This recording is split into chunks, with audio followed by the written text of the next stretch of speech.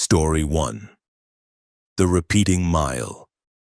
Kenneth Morrison had been driving the I-80 corridor for 17 years, hauling everything from produce to industrial equipment across the vast stretches of Nevada's empty desert. He knew every truck stop, every grade, every microclimate that could turn a routine run into a white-knuckle nightmare. But nothing in those 17 years had prepared him for what happened on the night of September 14th, 2023. The load was simple enough: automotive parts heading from Reno to Salt Lake City. Kenneth left the warehouse at 6 p.m., planning to push through the night and arrive by dawn. The weather was clear, temperature dropping as the sun disappeared behind the Sierra Nevada range. His Kenworth W900 hummed smoothly, the engine's rhythm as familiar as his own heartbeat. He'd just topped off the tanks at a Flying J in Winnemucca, grabbed a terrible coffee and a sandwich that tasted like cardboard, and merged back onto the interstate. The Nevada desert at night was a kind of meditation for Kenneth. No traffic, no drama, just the steady white lines disappearing under his hood and the stars wheeling overhead in their ancient patterns. His CB radio crackled occasionally with distant chatter from other drivers, but mostly it was silent. He liked it that way.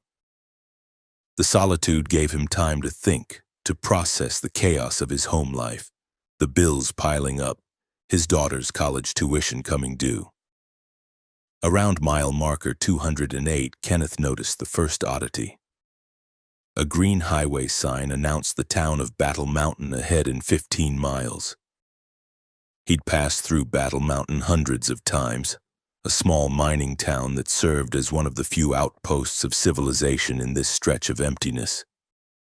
He made a mental note to maybe grab better coffee at the truck stop there, though he knew he probably wouldn't stop. His log showed he had plenty of drive time left, and the load was due early. He pushed on, watching the mile markers tick by. 209, 210, 211. The road stretched ahead in the cone of his headlights, perfectly straight, perfectly empty. Classical music played softly from his phone, Beethoven's Seventh Symphony, a personal favorite for these long desert runs. Then he saw the sign again. Battle Mountain 15 miles ahead. Kenneth frowned, glancing at his odometer. He'd definitely covered more than a few miles since the last sign. Highway signs were spaced at regular intervals, and seeing the same distance announcement twice was impossible unless he'd somehow gotten turned around. But the road had been perfectly straight. No exits, no turnoffs, nowhere he could have accidentally reversed direction. He checked his GPS. The screen showed him exactly where he should be, a blue dot moving steadily eastward along I-80. The next town marker said Battle Mountain, distance 11.3 miles. That made sense with his current position. But then, at mile marker 218, he saw it again. The green sign, reflective in his headlights. Battle Mountain, 15 miles. Kenneth's hands tightened on the steering wheel. He'd been driving tired before, experienced the highway hypnosis that could make you lose track of time and distance. But this was different. He was wide awake, the coffee and adrenaline from his confusion keeping him sharp and alert. He grabbed his CB radio. "Breaker, breaker, this is Mountaineer running eastbound on I-80 near Battle Mountain. Anybody out there seeing anything weird tonight?" Static answered him. Usually, even in the dead of night, there were a few voices on the CB. Other truckers bored and looking for conversation. But tonight, nothing. Just the empty hiss of dead air. Kenneth tried his cell phone. No signal. That wasn't unusual in this part of Nevada, where coverage was spotty at best. But combined with the repeating signs and the silent CB, it added to a growing sense of wrongness that crawled up his spine like cold fingers. He kept driving, watching the mile markers with obsessive focus now. 219, 220, 221. At 223, another Battle Mountain sign appeared, 15 miles ahead. "Okay," Kenneth said aloud, needing to hear his own voice in the cab's silence. Okay, this is not happening. He considered pulling over, taking a break, calling for help once he got cell service back. But something kept him moving forward. Some instinct told him that stopping would be worse. The desert pressed in on both sides of the road now, the darkness seeming thicker somehow, more solid. The stars overhead had disappeared behind a cloud layer he hadn't noticed forming. At mile marker 231, he saw it again. Battle Mountain, 15 miles. But this time something else appeared in his headlights. A figure standing on the right shoulder of the highway. Kenneth's breath caught in his throat. The figure was tall, wearing what looked like an old-fashioned suit, dark and formal. It stood perfectly still, facing the road, its face hidden in shadow. As Kenneth's truck approached, the figure didn't move, didn't wave, didn't acknowledge the 60,000-pound vehicle bearing down on it. Kenneth swerved slightly into the left lane, giving the figure plenty of room, his heart hammering now. He craned his neck to look in his side mirror as he passed, but the mirror showed only empty highway behind him. The figure had vanished. Hell with this, Kenneth muttered, pressing harder on the accelerator. The Kenworth's engine roared, speed climbing from 65 to 75. He needed to get out of this stretch of road, needed to reach Battle Mountain or any sign of civilization. But the mile markers continued their impossible progression.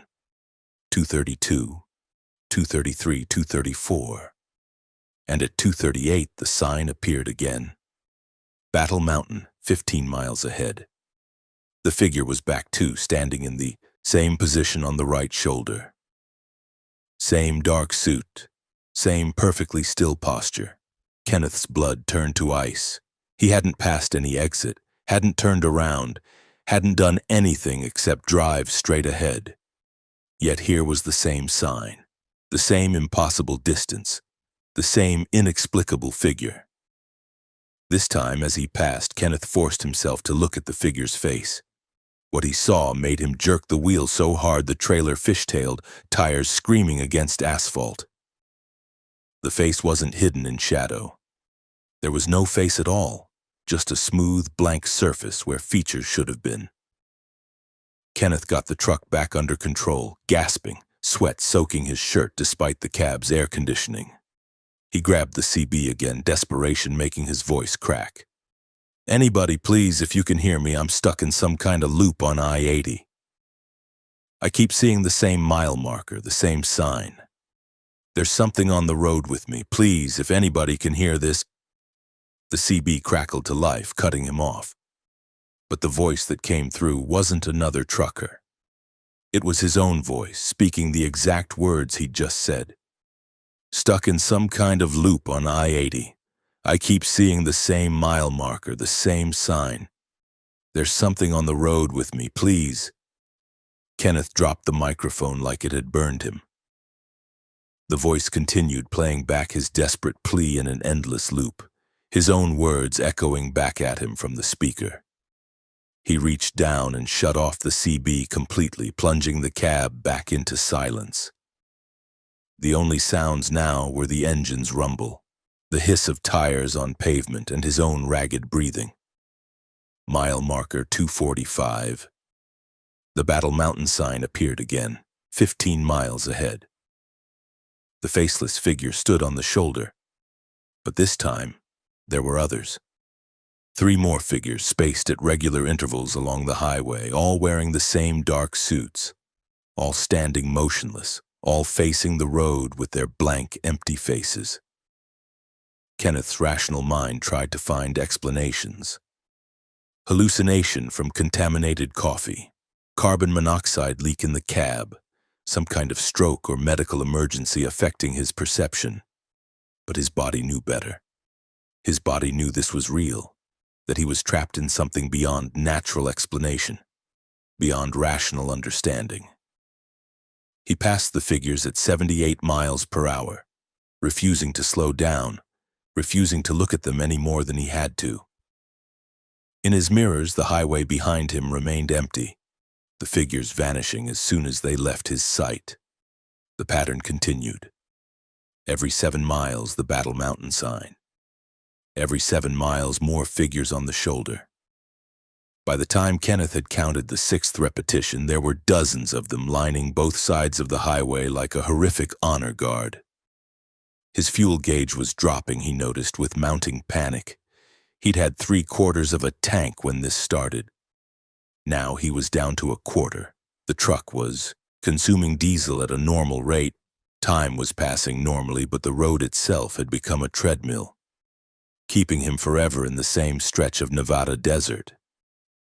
At what his odometer claimed was mile marker 287, Kenneth saw something new. A truck stop, lit up like a beacon in the darkness. The sign read, Battle Mountain Fuel Plaza in bright neon letters.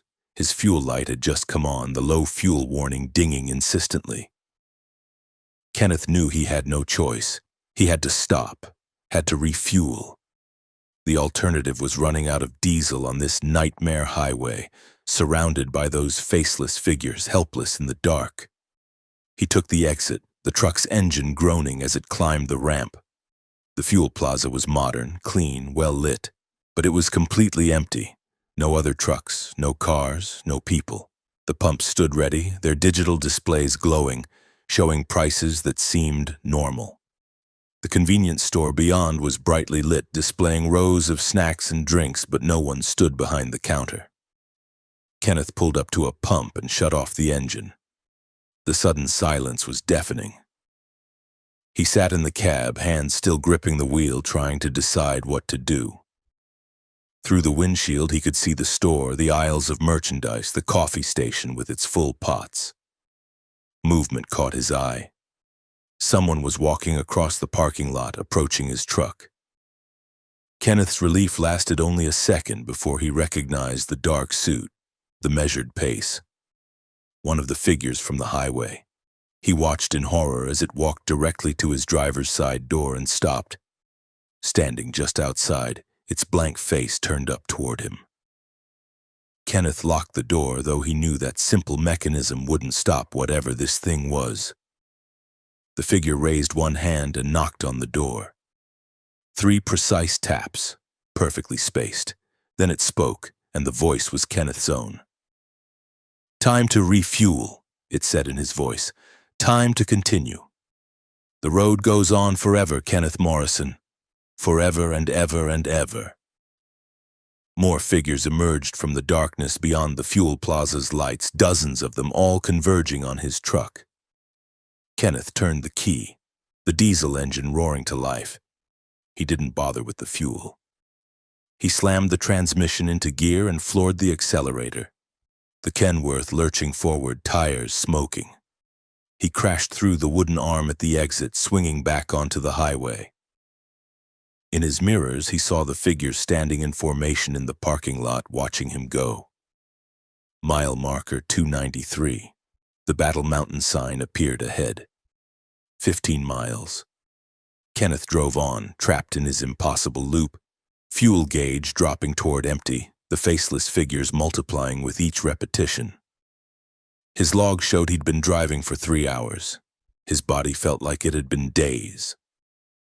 The last thing Kenneth Morrison remembered clearly was seeing the fuel gauge hit 0. The engine coughing, the truck rolling to a stop at mile marker 312. The Battle Mountain sign glowed in his headlights one final time. 15 miles ahead, it promised. Always 15 miles ahead. The figures surrounded his truck, pressing against the windows with their blank faces, and Kenneth Morrison screamed into the Nevada night, knowing no one would hear. Knowing he would drive this same stretch of highway forever, burning fuel that never truly depleted, chasing a town he would never reach, trapped in the repeating mile. When the highway patrol found Kenneth's abandoned truck 3 days later at a rest stop outside of Elko, 60 miles east of Battle Mountain, the engine was cold, the fuel tanks nearly empty, and the cab was locked from the inside. But Kenneth Morrison was gone. His logbook showed a normal run from Winnemucca to Elko with no stops in between. The GPS data confirmed it. By all physical evidence, he'd driven straight through without incident. But on the passenger seat, investigators found something that made no sense. A stack of fuel receipts, hundreds of them, all from the Battle Mountain Fuel Plaza, all dated September 14th, 2023, all time-stamped exactly 7 miles apart. And every single receipt was made out to Kenneth Morrison, each one signed in his own handwriting, each signature identical to the last. Kenneth Morrison was never found. But truck drivers passing through that stretch of I-80 sometimes report seeing a Kenworth W900 in their mirrors late at night, always keeping exactly the same distance behind them, no matter how fast they drive. And occasionally the CB radio will crackle to life with a desperate voice asking if anybody can hear, saying something about being stuck in a loop, pleading for help that never comes. The Battle Mountain sign still stands at mile marker 208, announcing the town 15 miles ahead, just like it always has. Story 2. The Cargo That Breathed. Martin Chen had seen a lot of weird shit in his 22 years of hauling freight across the continental United States, but he'd never been afraid of cargo before.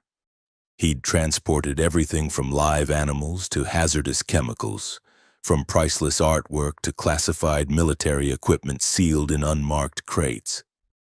He'd learned early in his career that the key to sanity in this business was simple. Don't ask questions about what you're hauling.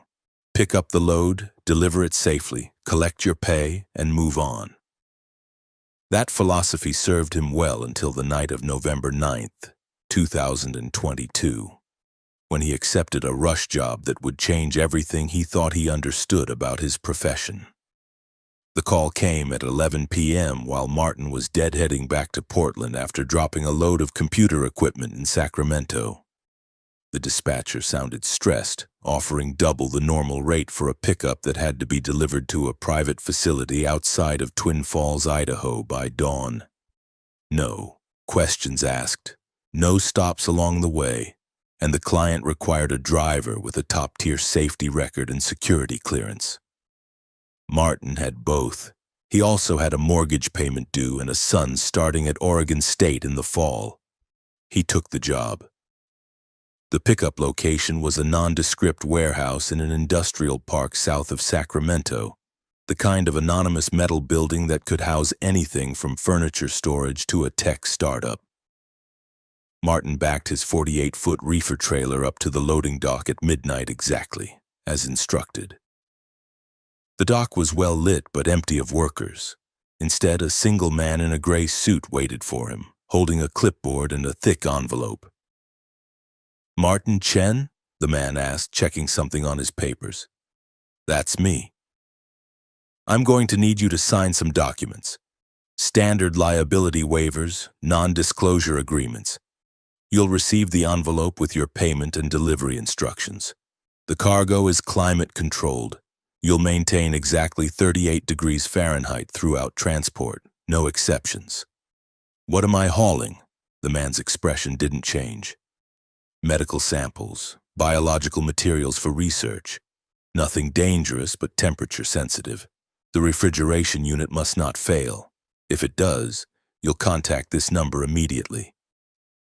He handed Martin a business card with only a phone number printed on it. No name or company. Martin signed the papers without reading them too carefully, a mistake he'd regret. The envelope felt thick with cash and he tucked it into his jacket. "When do we load?" "Already done. The cargo was loaded and sealed before your arrival. You won't need to inspect it. The trailer is already at temperature. Just hook up and drive." That should have been Martin's first warning.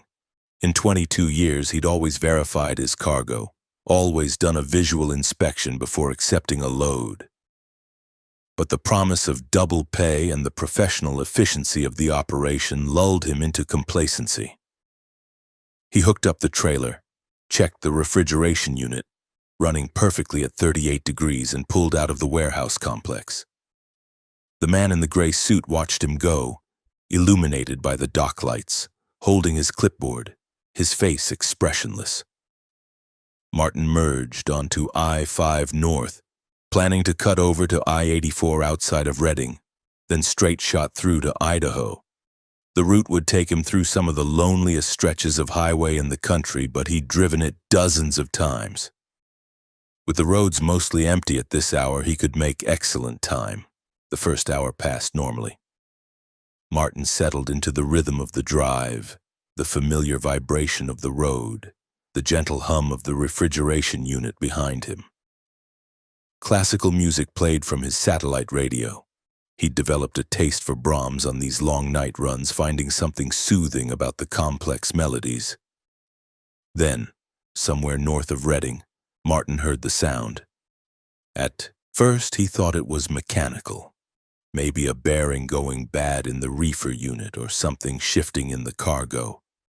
But as he listened more carefully, his hands tensing on the wheel, he realized the sound was organic, rhythmic, almost like breathing. Martin told himself it was impossible. He was hauling medical samples, sealed containers, nothing that could produce that kind of sound. The noise was probably just air moving through the refrigeration system, or his own breathing amplified by the cab's acoustics, or his imagination turning white noise into patterns. But the sound continued, steady and slow, like something large drawing deep breaths. In, out, each cycle taking about 8 seconds, perfectly regular, never varying in tempo or volume. Martin checked his mirrors, looking back at the trailer. The refrigeration unit's lights glowed green, indicating everything was functioning normally. Temperature holding at 38 degrees, no alerts, no problems. He turned up the radio, trying to drown out the sound, but somehow he could still hear it underneath the music, that steady breathing, patient and endless. "Just the equipment," Martin said aloud, his voice sounding thin and unconvincing in the cab's confines. "Just mechanical noise. Nothing to worry about." But he was worried. Something about that sound triggered a primal response, the instinct that had kept his ancestors alive in the darkness, the part of the brain that knew when something was wrong, even if it couldn't articulate why. At Weed, California, Martin pulled into a truck stop to refuel and check the cargo. The lot was mostly empty, just a few other rigs parked in the overnight spots, their drivers sleeping. Martin filled his tanks, then walked back to the trailer, unlocking the doors with hands that shook slightly despite his efforts to stay calm. The refrigeration unit was working perfectly. The temperature gauge read exactly 38 degrees. Martin pulled the doors open, cold air washing over him, and aimed his flashlight into the trailer's interior. The cargo consisted of a single large container, roughly the size of a shipping pod, made of what looked like brushed aluminum or stainless steel. It was secured to the trailer floor with heavy chains and bore no markings or labels of any kind. As his flashlight beam played across its surface, Martin noticed condensation beating on the metal, despite the refrigerated environment. He approached cautiously, his boots loud on the trailer's metal floor. The container was sealed with what looked like a biohazard lock, the kind used for medical waste or infectious materials. A small digital display on one side showed a steady green light. Martin pressed his ear against the container's cold surface, listening. At first he heard nothing but the ambient noise of the refrigeration unit. Then, clear as day, he heard it from inside the container. That same steady breathing, deep and slow, accompanied now by something else. A heartbeat, not human, too slow, too powerful, the sound of something much larger than any person. Martin jerked away from the container, stumbling backward. His rational mind scrambled for explanations. Maybe it was some kind of animal for research, sedated for transport. Maybe the biological samples were organ systems being kept alive for transplant. Maybe there was a perfectly reasonable explanation that the man in the gray suit simply hadn't shared. But his instincts screamed otherwise. His instincts told him to open that container, to flee, to call the police, to do anything except continue delivering this cargo to its mysterious destination. Instead, Martin closed the trailer doors, locked them, and climbed back into his cab. He needed the money. He'd signed the papers, and maybe, just maybe, he was letting his imagination run wild, turning a normal delivery into something sinister because of the late hour and the strange circumstances. He pulled back onto I-5, the breathing sound now impossible to ignore. It seemed to resonate through the entire truck, transmitted through the frame, a rhythm that his own heartbeat tried to match.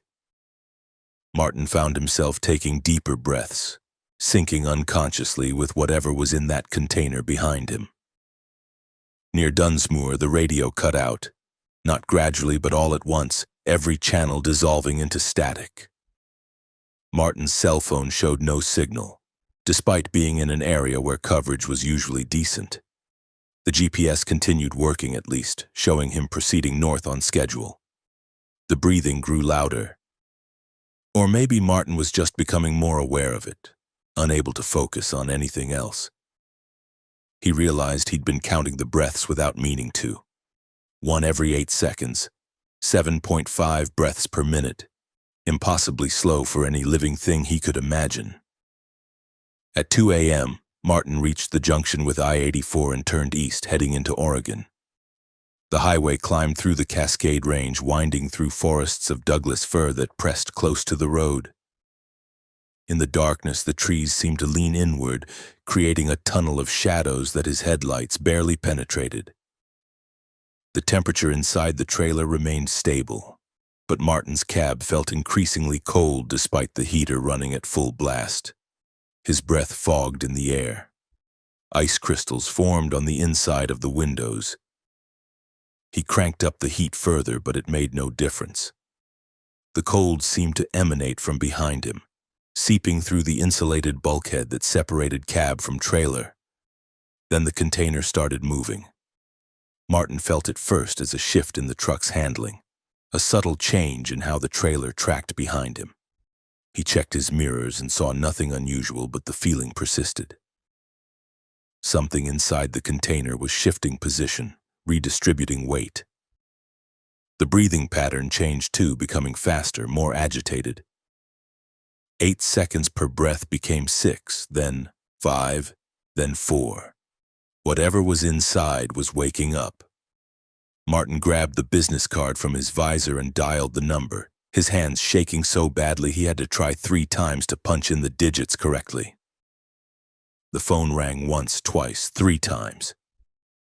On the 4th ring, someone picked up. Yes? A voice, neutral and professional, possibly the same man from the warehouse. This is Martin Chen. Something's wrong with the cargo. It's moving. There's something alive in there. Silence on the other end. Then, the cargo is temperature-sensitive biological material, Mr. Chen. Some degree of activity is normal. Continue to your delivery point. You're being compensated extremely well for minimal questions. What the hell am I transporting? What's in that container? Continue to your delivery point, Mr. Chen. Do not stop. Do not open the container under any circumstances. You have 5 hours until dawn. Complete your delivery and this will all be over. The line went dead. Martin threw the phone onto the passenger seat, his mind racing. 5 hours until dawn. What difference did dawn make? Unless whatever was in that container couldn't tolerate daylight, unless the darkness was somehow necessary for... The container hit the inside of the trailer with tremendous force, a metallic boom that echoed through the cab. Martin jerked the wheel, nearly losing control. He managed to straighten out, but his heart was hammering now, adrenaline flooding his system. Another impact, harder this time. The entire truck shuddered. Martin checked his mirrors and saw the trailer swaying, the metal sides bulging outward as something inside threw itself against the walls. Jesus Christ, Martin whispered, pressing harder on the accelerator. The engine roared, speed climbing from 65 to 70 to 75. He had to reach the delivery point, had to get this thing out of his trailer before it broke free. The breathing was rapid now, almost panting, and Martin could hear something else. A low sound that might have been vocalization, though unlike any animal sound he'd ever heard. It resonated in frequencies that made his teeth ache, that seemed to bypass his ears entirely and vibrate directly in his skull. The impacts continued at irregular intervals, each one threatening to tip the trailer. Martin fought to keep the truck on the road, knuckles white on the steering wheel, sweat soaking his shirt despite the unnatural cold. At 3:30 a.m. near Baker City, Oregon, the refrigeration unit failed.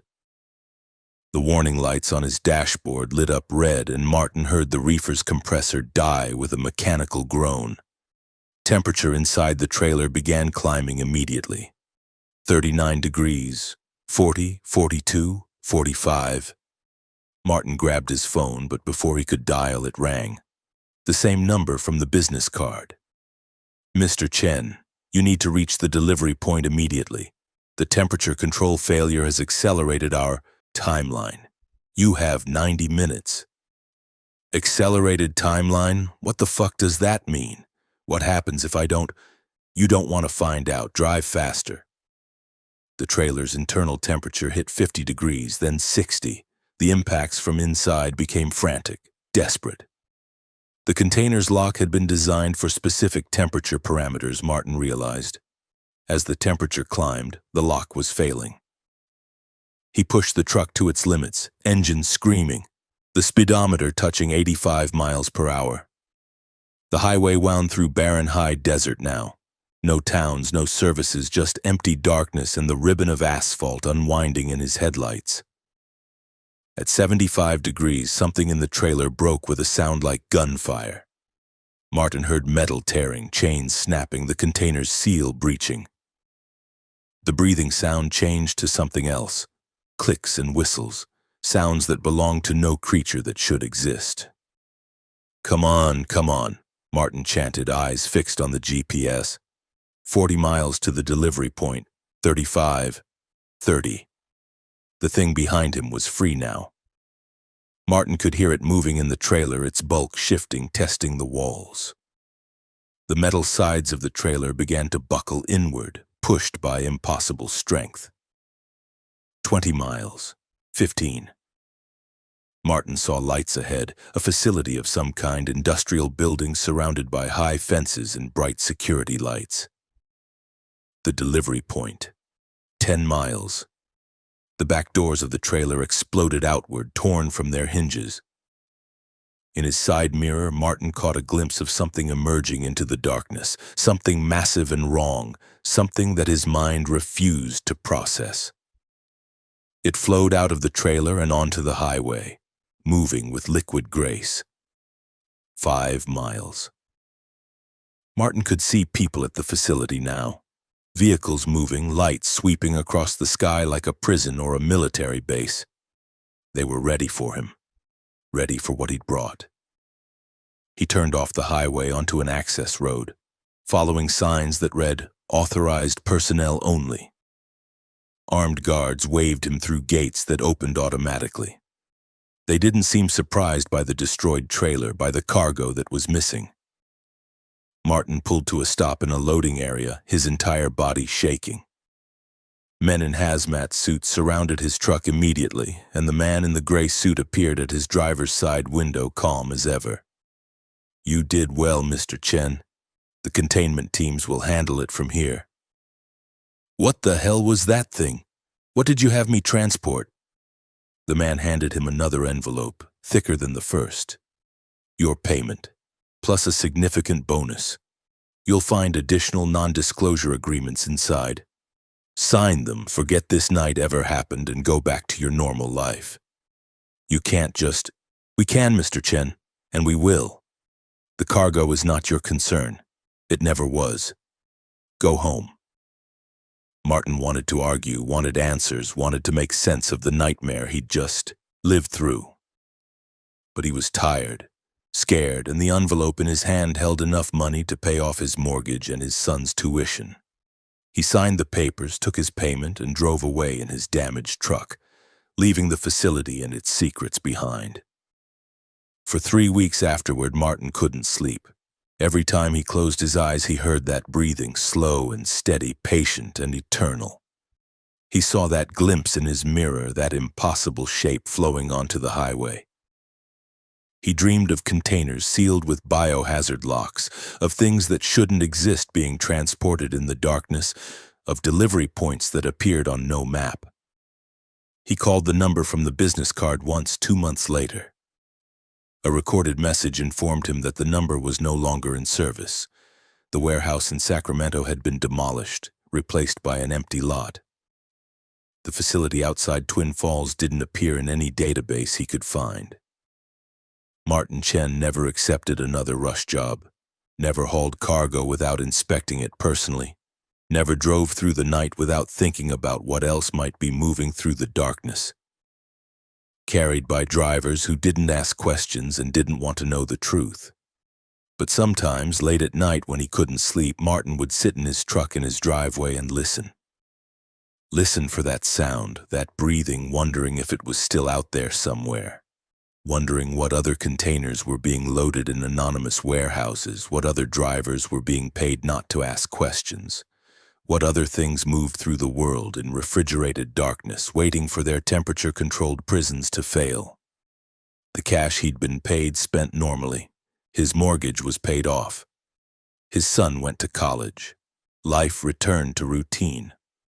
But Martin Chen never forgot that night.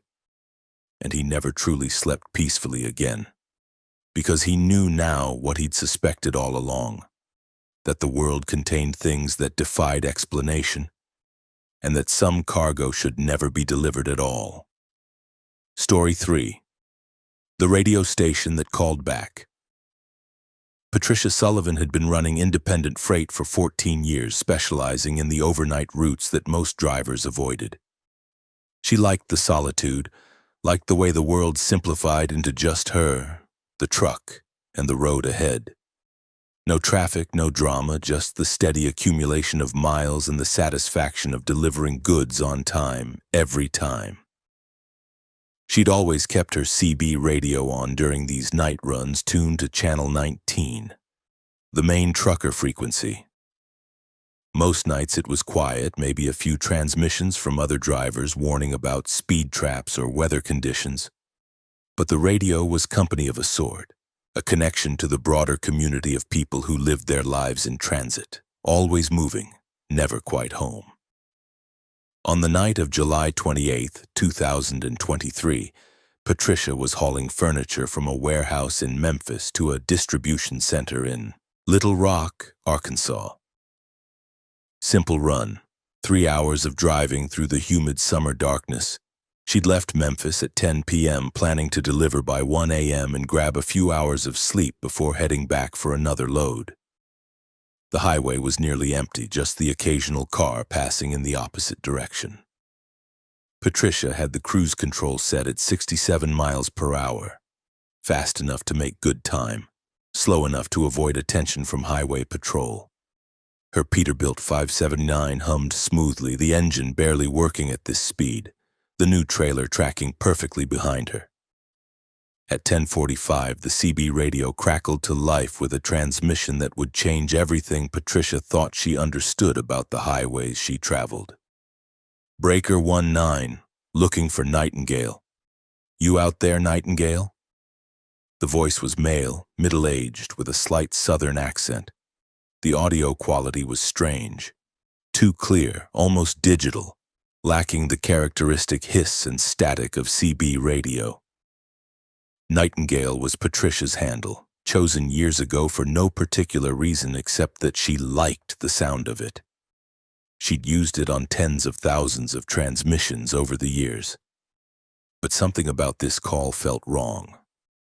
The caller's tone was too familiar, too personal for someone she didn't recognize. Patricia keyed her microphone. This is Nightingale. Who's calling? Silence. Long enough that Patricia thought maybe the transmission had been a fluke, a random skip allowing her to hear a distant conversation not meant for her. Then the voice came back, and this time Patricia's blood ran cold. "Good to hear your voice again, Nightingale. It's been a long time, too long." "I don't recognize your handle. Who is this?" "You can call me Dispatcher. I've been trying to reach you for quite a while now. We need to talk about your route tonight." Patricia glanced at her GPS. She was exactly where she should be, on I-40 west of Memphis, approaching the Arkansas border. "My route is fine. I don't need any."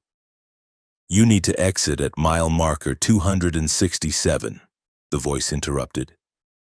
"There's a service station there. Old place, probably hasn't been updated since the 80s. You'll want to refuel and check your cargo.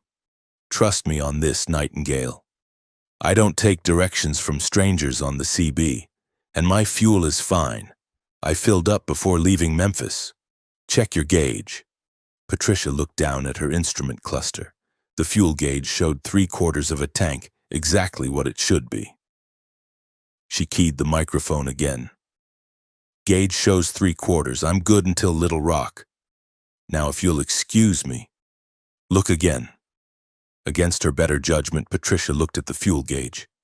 It now showed 1/8 of a tank, the low fuel warning light glowing amber. Her mouth went dry. That was impossible. She'd looked at the gauge 30 seconds ago. Fuel didn't disappear that fast. Couldn't disappear that fast. She checked the other gauges. Oil pressure normal.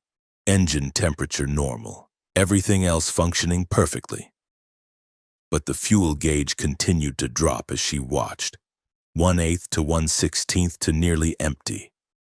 "What the hell?" Patricia whispered, watching the impossible happen in real time.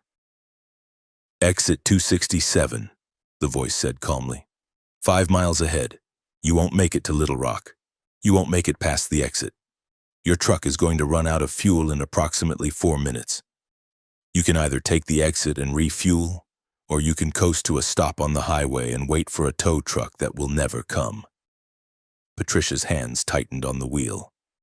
This was absurd. Truck gauges malfunctioned sometimes, everyone knew that.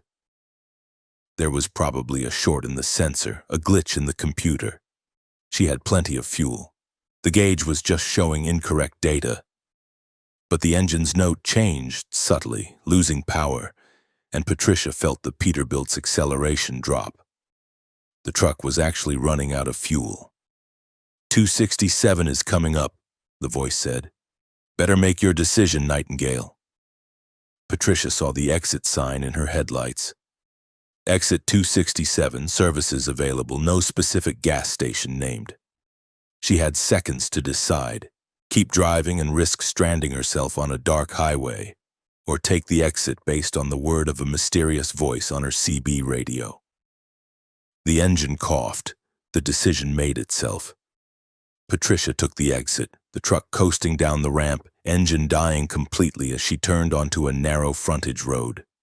Momentum carried her forward and she saw lights ahead, an old service station just as the voice had described. The building looked like something from the 70s with ancient pumps and a small convenience store whose windows glowed with fluorescent light.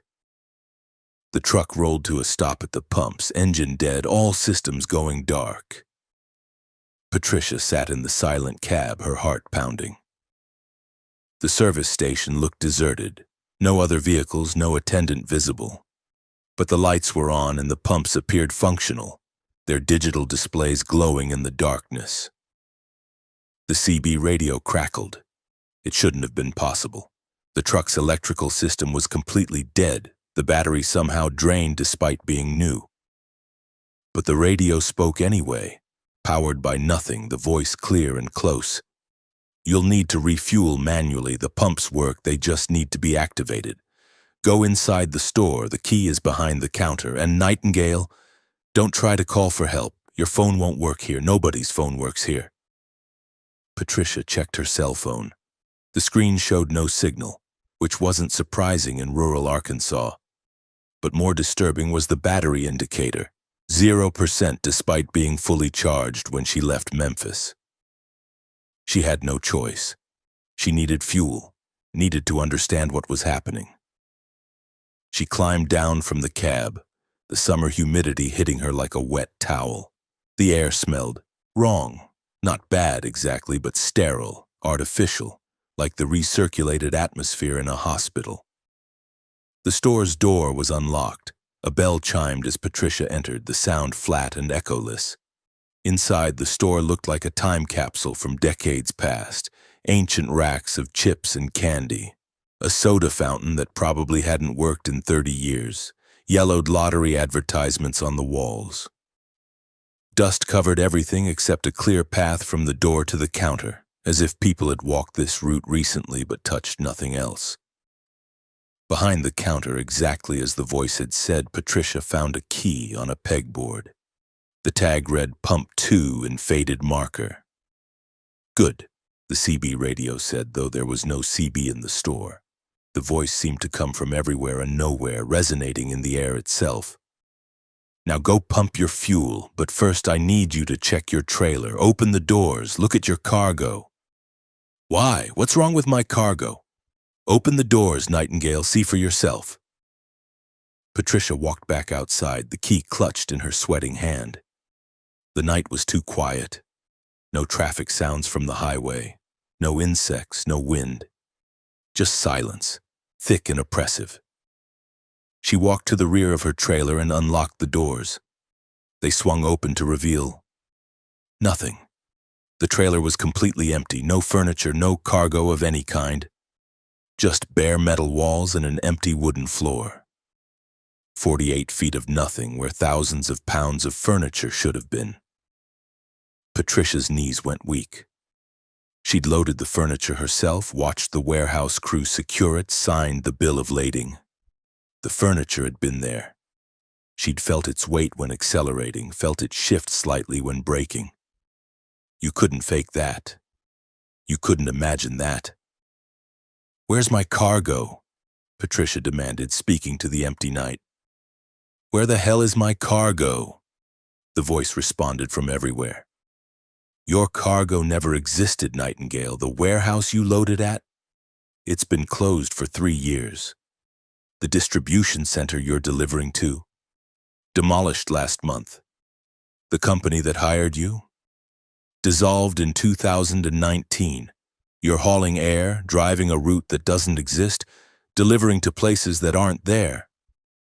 That's impossible. I have the paperwork. I have the delivery schedule. Check your cab. Patricia ran back to the truck, climbing in, grabbing the clipboard from the passenger seat. The paperwork was there. Bill of lading, delivery schedule, weight tickets. But as she looked at them, the text began to fade, letters dissolving into blank paper. Within seconds, she was holding empty pages, all documentation vanishing as if it had never existed. What is this? Patricia's voice broke. What's happening to me? You're caught between routes, Nightingale. Sometimes it happens to drivers like us. We get so focused on the road, so absorbed in the rhythm of driving, that we forget to pay attention to where we're actually going. We just drive and drive and drive, following GPS coordinates that lead nowhere, picking up cargo that isn't real, delivering to destinations that exist only in our heads. You're insane. This is some kind of prank. Is it? Then explain your empty trailer. Explain your vanished paperwork. Explain how your truck ran out of fuel when you just filled up. Explain how I knew exactly where you'd end up, exactly when you'd arrive at this service station. Patricia sat in her cab, mind racing through possible explanations. Hallucination, stroke, carbon monoxide poisoning. Anything but accepting that the voice was telling the truth. How long have I been caught? She asked finally. 3 days by external time. For you, it's probably felt like a normal run. Leave Memphis, head to Little Rock, simple night's work. But you've been driving this same stretch of highway for 72 hours, loading phantom cargo, following routes that circle back on themselves. The real Patricia Sullivan is currently asleep in a motel outside of Memphis, taking a rest day. You're something else. A ghost in the machine, we might call it. An echo of a driver trapped in an eternal run. That can't be true. I'm real. I'm here. Are you? Then tell me something. What did you have for dinner before this run? Patricia opened her mouth to answer and realized she couldn't remember. Not just dinner. She couldn't remember the last meal she'd eaten, the last time she'd stopped for fuel, the last conversation she'd had with another human being that wasn't on the CB radio. The service station you're at doesn't exist either, the voice continued. Not anymore. It burned down in 2011, killed the owner and his wife. But it's still here for people like you, people caught between roots. A waypoint in the spaces between real and unreal. Patricia looked at the store, its lights glowing, its door standing open. She could see inside, see the dusty merchandise, see the counter with its ancient register. It looked solid, real, undeniably present. If I'm not real, Patricia said slowly, if I'm just some kind of echo or ghost, then what are you? How are you talking to me? I'm the dispatcher. I watch the roads that shouldn't exist, the routes that lead nowhere. I try to help drivers who've gotten lost, who've slipped into the cracks. Sometimes I can guide them back to reality. Sometimes. The voice trailed off. Sometimes what? Sometimes they're too far gone. Sometimes they've been driving the ghost roads for so long that they can't remember anything else. They just keep running their routes forever, loading cargo that isn't there, making deliveries that never happen. An infinite loop of driving, never quite arriving, never quite leaving. Patricia felt tears running down her face. How do I get back? How do I get back to real? First, you need to accept that you're lost. Really accept it, not just intellectually, but in your bones. Then you need to refuel, not your truck, but yourself. You need to remember why you started driving in the first place, what you were running toward or away from. You need to find the thread that connects you to the real world. I don't understand. I know. That's why most drivers never make it back. But I'm going to help you, Nightingale. I'm going to give you a choice. You can pump that fuel, get back in your truck, and keep driving. Keep running the same route over and over, loading empty trailers and delivering them nowhere. It's not a bad existence, really. No traffic, no stress, just the endless road. Some drivers prefer it to reality. Or you can walk away from the truck, leave it at this service station. Walk down that frontage road until you see the lights of the real highway. It'll take hours, maybe days. You'll be tired, confused, disoriented. But if you make it to the real road, if you flag down a real truck driven by a real driver, you'll wake up. You'll find yourself back in that motel room outside Memphis, wondering if it was all just a strange dream. Patricia looked at her truck, her Peterbilt that had been her home and office for so many years. Could she really just walk away from it? From the life she'd built as an independent driver? What happens to the truck if I leave it? It stays here, becomes part of the ghost station. Maybe another lost driver will find it someday, think they've found salvation, only to realize they've just traded one trap for another. Patricia climbed down from the cab one more time, her legs shaky, her whole body trembling. She walked to the front of the truck and placed her hand on the hood, feeling the metal cooling in the night air. I started driving, she said quietly, because I wanted to be free. Free from offices and schedules and people telling me what to do. I wanted to see the country, be my own boss, live on my own terms. And did you find that freedom? I thought I did. But maybe I just got lost instead. Maybe I've been lost for a long time. Patricia walked down the frontage road, leaving her truck behind.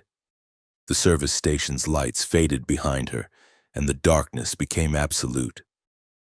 She walked for what felt like hours, her feet aching, her throat dry. Several times she thought about turning back, returning to the familiar comfort of her cab. But she kept walking, and eventually she saw lights ahead. Real lights, the kind that moved and changed. She stumbled onto a highway and flagged down a semi that screeched to a stop, the driver looking confused and concerned. "Lady, what are you doing out here? Where's your vehicle?" Patricia opened her mouth to explain and found she couldn't quite remember. Something about a service station and a voice on the radio and cargo that vanished. But the details slipped away like water through her fingers. "I think I got lost," she said finally. "Can you help me get back to Memphis?" The driver, a kind-faced man, in his 50s, nodded. "Sure thing, hop in." Patricia Sullivan woke up in a motel room outside Memphis 3 days after she'd checked in, with no memory of those 72 hours. Her truck was parked outside, fuel tanks full, trailer empty. Her phone showed dozens of missed calls from worried customers asking about delayed deliveries. She found a note in her own handwriting on the nightstand. "Don't trust phantom routes. Don't trust empty cargo. Don't trust voices that know your handle. The road only goes where you let it take you." Patricia finished out her career as a driver, but she never ran overnight routes again. She stuck to daytime driving, always with a partner or convoy, never alone on empty highways. And she kept her CB radio turned off because sometimes, late at night, she'd hear it crackle to life even when unpowered. And a voice would call out, "Breaker 19 looking for Nightingale. You out there, Nightingale?" But Patricia Sullivan never answered. She'd learned her lesson about the roads that shouldn't exist, and she had no intention of getting lost again. Story 4. The truck stop that shouldn't exist. Raymond Foster had been a professional driver for 19 years, running specialized freight that required careful handling and precise timing. He'd developed a reputation for reliability. Never late, never damaged cargo, never an accident or violation on his record. That reputation came with higher pay and better routes, which was how Raymond found himself hauling high-value electronics from Silicon Valley to Seattle on a tight deadline in the early hours of March 17th, 2023. The route was familiar, I-5 north, straight up through California and into Oregon, then Washington. Raymond had made this run at least 50 times over the years. He knew every mile, every truck stop, every speed trap. The highway had no surprises left for him, or so he thought. He'd left San Jose at 6 p.m., planning to drive straight through with only fuel stops. His Freightliner Cascadia was loaded with $2 million worth of computer components, each crate carefully secured and climate-controlled. The delivery window was narrow. He had to arrive at the warehouse in Seattle by 8 a.m. the following morning, no exceptions. The client had made it clear that late delivery meant lost contract and possibly legal action. Raymond pushed through the Central Valley as the sun set, climbing into the mountains as darkness fell. By midnight, he was crossing into Oregon, the highway winding through forests of pine and fir. Traffic was light, a few other trucks, occasional cars, nothing unusual for a weeknight. At 1:30 a.m. near the California-Oregon border, Raymond's fuel gauge showed he needed to refuel soon. His normal practice would be to stop at the truck stop in Ashland, a well-maintained facility with good coffee and clean bathrooms. But as he approached Ashland, he saw something unexpected.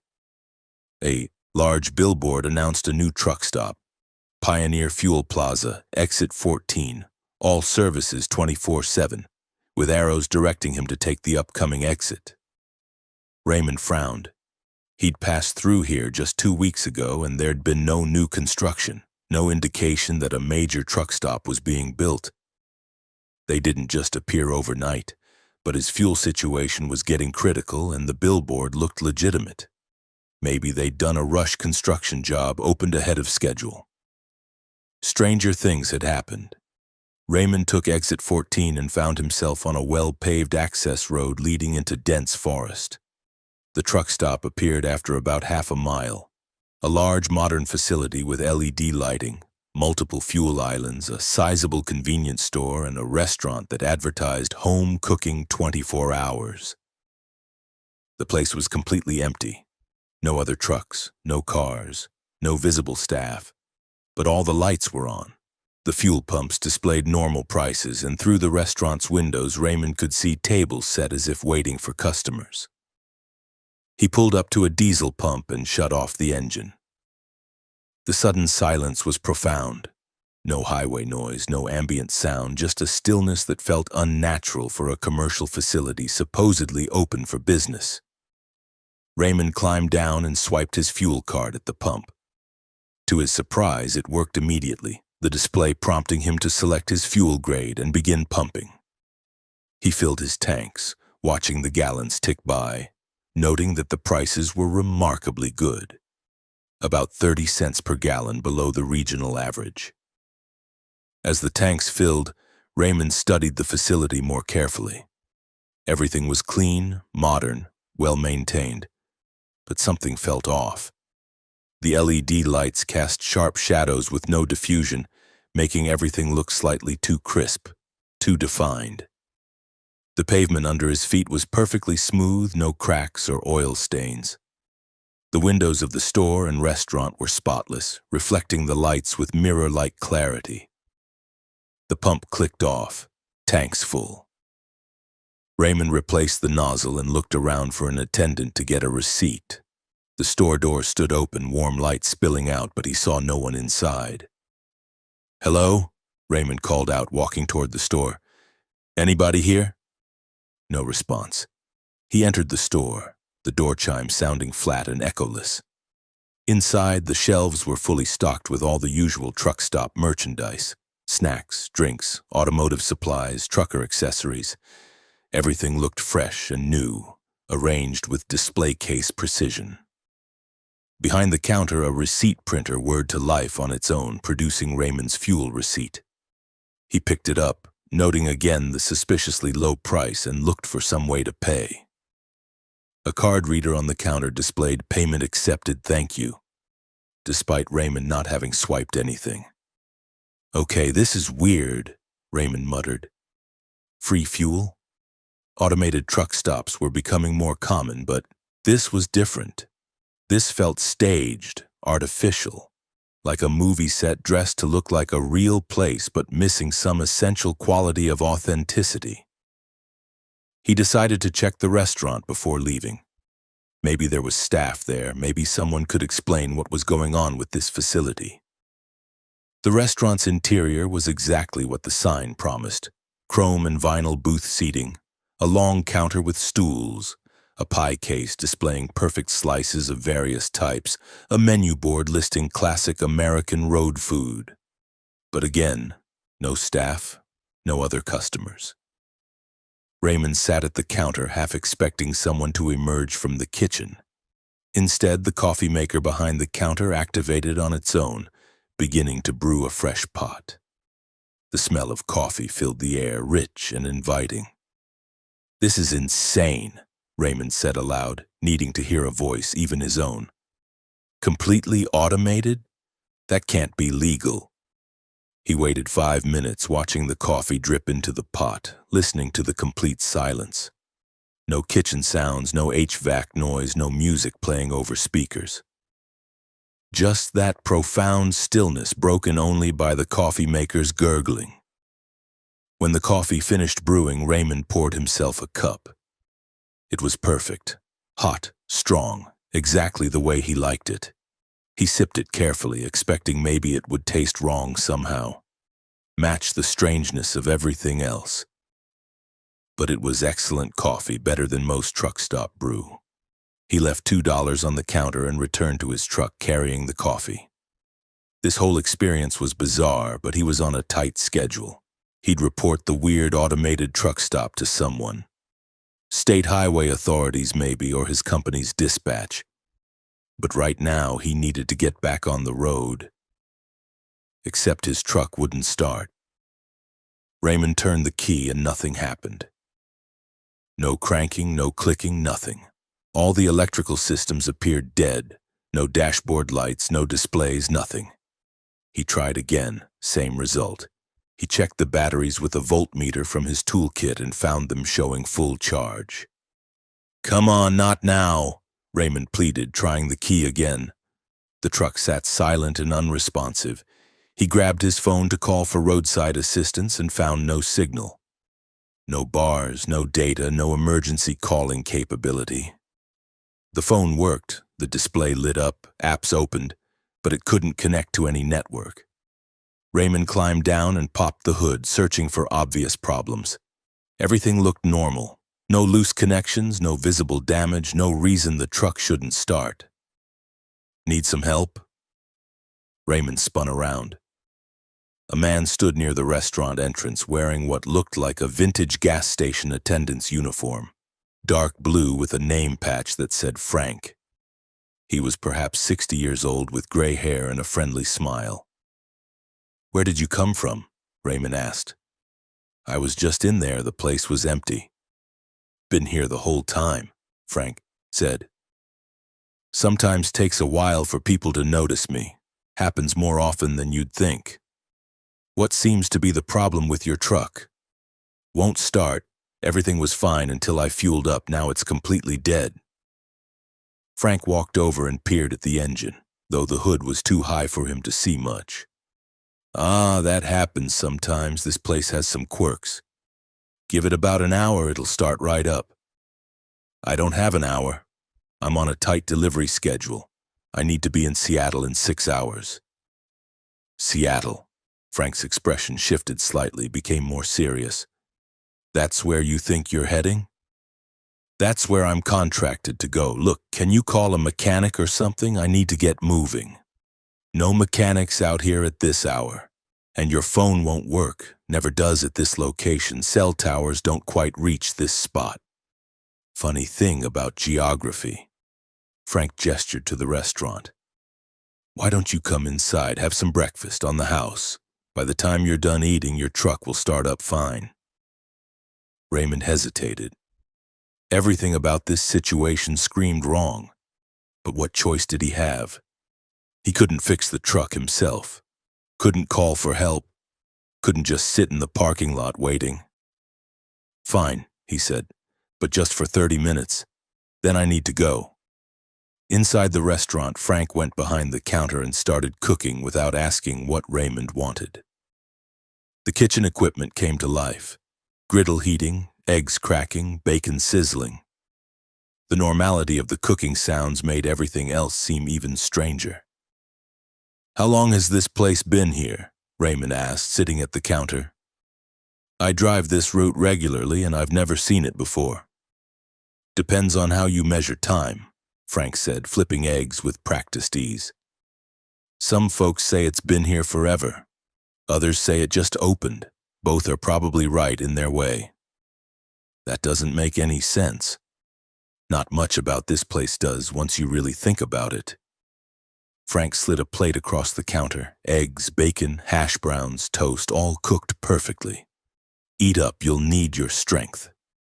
Raymond ate, surprised by how hungry he was. The food tasted real, solid, satisfying. Maybe this was all just some eccentric billionaire's experiment in automated rest stops, with Frank as the single human employee added for character. "So what's the deal with this place?" Raymond asked between bites. "Who owns it?" "That's a complicated question. Let's say it serves a specific purpose, provides a waypoint for certain travelers." "What kind of travelers?" Frank refilled Raymond's coffee. "The kind who are driving routes they maybe shouldn't be driving. Carrying cargo they maybe shouldn't be carrying. Heading to destinations that aren't quite what they think." Raymond set down his fork. "What are you talking about?" "Your load. Those computer components. You know what they're really for?" "I don't ask questions about cargo. I just deliver it." "Maybe you should ask questions. Maybe if you knew what those components were going to be used for, you'd think twice about delivering them. Maybe you'd consider whether completing this run serves a greater good or just lines someone's pockets with money earned from human misery." "You're talking in riddles. I have a contract, a legal obligation to—" "Legal isn't the same as right," Frank interrupted. "This truck stop exists in a kind of bubble. A space between places where people like you can stop and really think about what they're doing. Consider their choices. Maybe decide to take a different path. Raymond stood up, suddenly angry. I don't know what kind of game this is, but I'm not playing. Thank you for the food, but I'm checking my truck now. If it doesn't start, I'm walking back to the highway and flagging down help. Go ahead and try, Frank said mildly. But you'll find the truck starts now, and you'll have a choice to make. Continue to Seattle and deliver that cargo, or take a different exit, go to a different destination. The truck will go wherever you point it. The question is whether you'll have the courage to change direction. Raymond stormed out of the restaurant and back to his truck. He climbed in, turned the key, and the engine roared to life immediately, all systems functioning normally. The dashboard display showed his route to Seattle highlighted in blue, ETA in 6 hours, 23 minutes. He sat there, hands on the wheel, thinking about what Frank had said. Raymond didn't usually question his cargo, that was part of the job. Maintaining a professional distance between himself and the goods he transported. But now, with Frank's words echoing in his mind, he wondered, what were those computer components really for? His manifest said telecommunications equipment, but that covered a lot of ground. Legal surveillance systems, illegal surveillance systems, weapons guidance, data mining for authoritarian governments? Raymond pulled up the client information on his shipping manifest. The company name meant nothing to him, but a quick phone search, his service had returned as soon as the truck started, revealed some troubling connections. Defense contractors, questionable partnerships, congressional investigations into privacy violations. Damn it, Raymond whispered. He sat in his truck for another 10 minutes, wrestling with the decision. Complete the delivery, collect his pay, maintain his perfect record, or refuse, breach his contract, possibly destroy his career, but sleep better knowing he hadn't enabled something potentially harmful. In the end, Raymond chose to refuse. He drove back to the highway but turned south instead of north, heading back to San Jose. He'd return the cargo to the shipper, explain that he couldn't in good conscience complete the delivery. He'd face the legal and professional consequences and accept them. As he merged onto I-5 South, Raymond glanced in his mirrors. The exit for Pioneer Fuel Plaza had vanished. No sign, no access road, just continuous forest. He pulled over and checked his GPS history. According to the data, he'd never left I-5, hadn't taken any exits, hadn't stopped anywhere except for a brief pause on the shoulder that lasted less than 5 minutes. But his fuel tanks were full. His truck had definitely been non-functional and then working. And he had a receipt from Pioneer Fuel Plaza dated that night, showing the suspiciously cheap fuel price. Raymond never spoke publicly about what happened that night. He returned the cargo and faced a lawsuit for breach of contract, which he settled out of court. The incident damaged his reputation enough that finding work became difficult. He eventually left professional trucking and started a small local delivery business, doing shorter runs where he could vet his clients and cargo personally. But sometimes, late at night, Raymond would search maps and satellite imagery, looking for exit 14 and the truck stop that existed there. He never found it. The exit didn't appear on any map, and the access road showed as continuous forest on satellite views. Other drivers, however, occasionally reported similar experiences. Mysterious truck stops appearing when least expected, offering unnaturally good deals and strange conversations with attendants named Frank or Betty or Joe. Some drivers said these stops appeared only when you were carrying morally questionable cargo, forcing a moment of reflection and choice. Others dismissed the stories as urban legends, the kind of tale truckers told to pass time on long runs. Raymond Foster knew better. He knew that somewhere in the spaces between places there were waypoints that existed to test travelers, to offer chances for course correction. and he was grateful he'd chosen to change direction, even at significant personal cost. Years later, Raymond received an anonymous envelope in the mail. Inside was a newspaper clipping about a major scandal involving the company he'd been contracted to deliver to. Illegal surveillance systems sold to oppressive regimes used to track and eliminate dissidents. The cargo Raymond had refused to deliver had been part of that system. With the clipping was a simple note in neat handwriting. "You chose correctly. Safe travels, Frank." Story 5.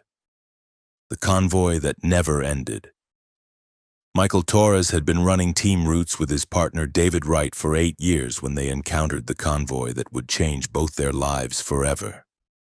The date was April 3rd, 2024, and they were hauling refrigerated produce from Salinas, California to Chicago, Illinois. A run they'd made dozens of times before, taking turns at the wheel to maintain continuous movement across the country. Michael was driving when they first encountered the convoy somewhere in western Nebraska on I-80, around 3 a.m. on the second day of their run. The highway was mostly empty at that hour, just the occasional truck or car passing in the opposite direction. David was sleeping in the bunk behind the cab, trusting Michael to handle the monotonous stretches of Midwest highway. Then Michael saw the lights ahead.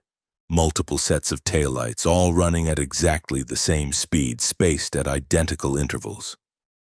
As he drew closer, he counted 12 trucks, all traveling in perfect formation like a military convoy.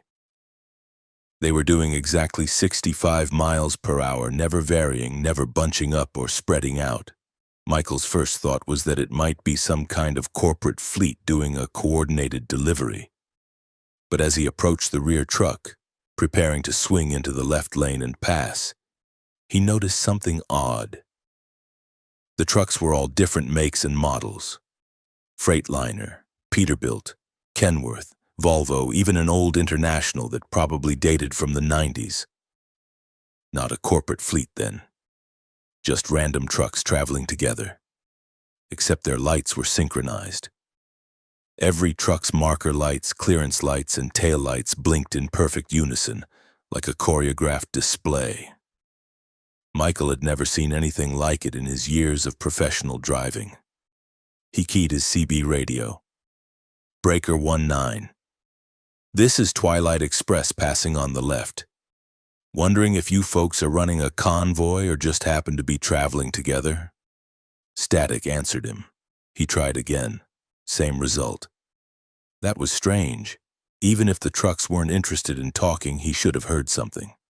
CB radio was rarely completely silent when you were surrounded by this many vehicles. Michael pulled into the left lane and accelerated, preparing to pass the convoy. But as his speed increased from 65 to 70, the convoy accelerated too, maintaining the exact same relative position. Michael pushed harder. 75, 80 miles per hour, his refrigerated trailer swaying slightly at the increased speed. The convoy matched him perfectly, never falling behind. "David," Michael called out. "David, wake up. Something weird's happening." David stirred in the bunk, groggy. "What's wrong? Engine trouble?" "No, just come up here and look at this." David climbed into the passenger seat, rubbing his eyes. He looked out at the convoy of trucks maintaining perfect formation beside them. "Huh, that's unusual. How long have they been running like that?" "Since I first saw them about 10 miles back, and watch this." Michael accelerated again, pushing the truck to 85 miles per hour.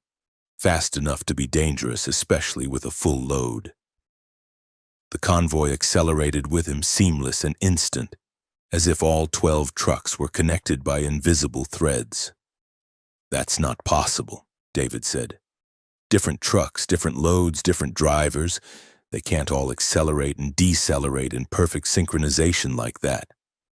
There'd be variations, however slight." "I know, but they're doing it." Michael tried to drop back instead, easing off the accelerator and letting the convoy pull ahead. But the truck slowed with him, maintaining their formation, maintaining their position relative to Michael and David's truck. "This is seriously freaking me out," Michael admitted. "Try the CB again." David grabbed the microphone. "Breaker 19, this is Twilight Express. We've got 12 trucks running in formation here and nobody's answering on the radio. If you can hear us, please respond." Silence. Then after a long pause, the CB crackled with a sound that wasn't quite static and wasn't quite a voice. It sounded like multiple voices speaking in unison, perfectly synchronized, saying words that Michael and David couldn't quite make out. "Did you hear that?" David asked, his face pale. "Yeah. Try them again." "Breaker 19, we didn't copy your last transmission. Please repeat." This time the response was clearer, multiple voices speaking as one. "Join the convoy, join the convoy, join the convoy." Michael's hands tightened on the wheel. "What the hell does that mean?" The convoy began to shift formation. The trucks spread out slightly, creating a gap in their ranks, a space exactly the right size for one more truck. The gap was positioned directly beside Michael and David, clearly an invitation.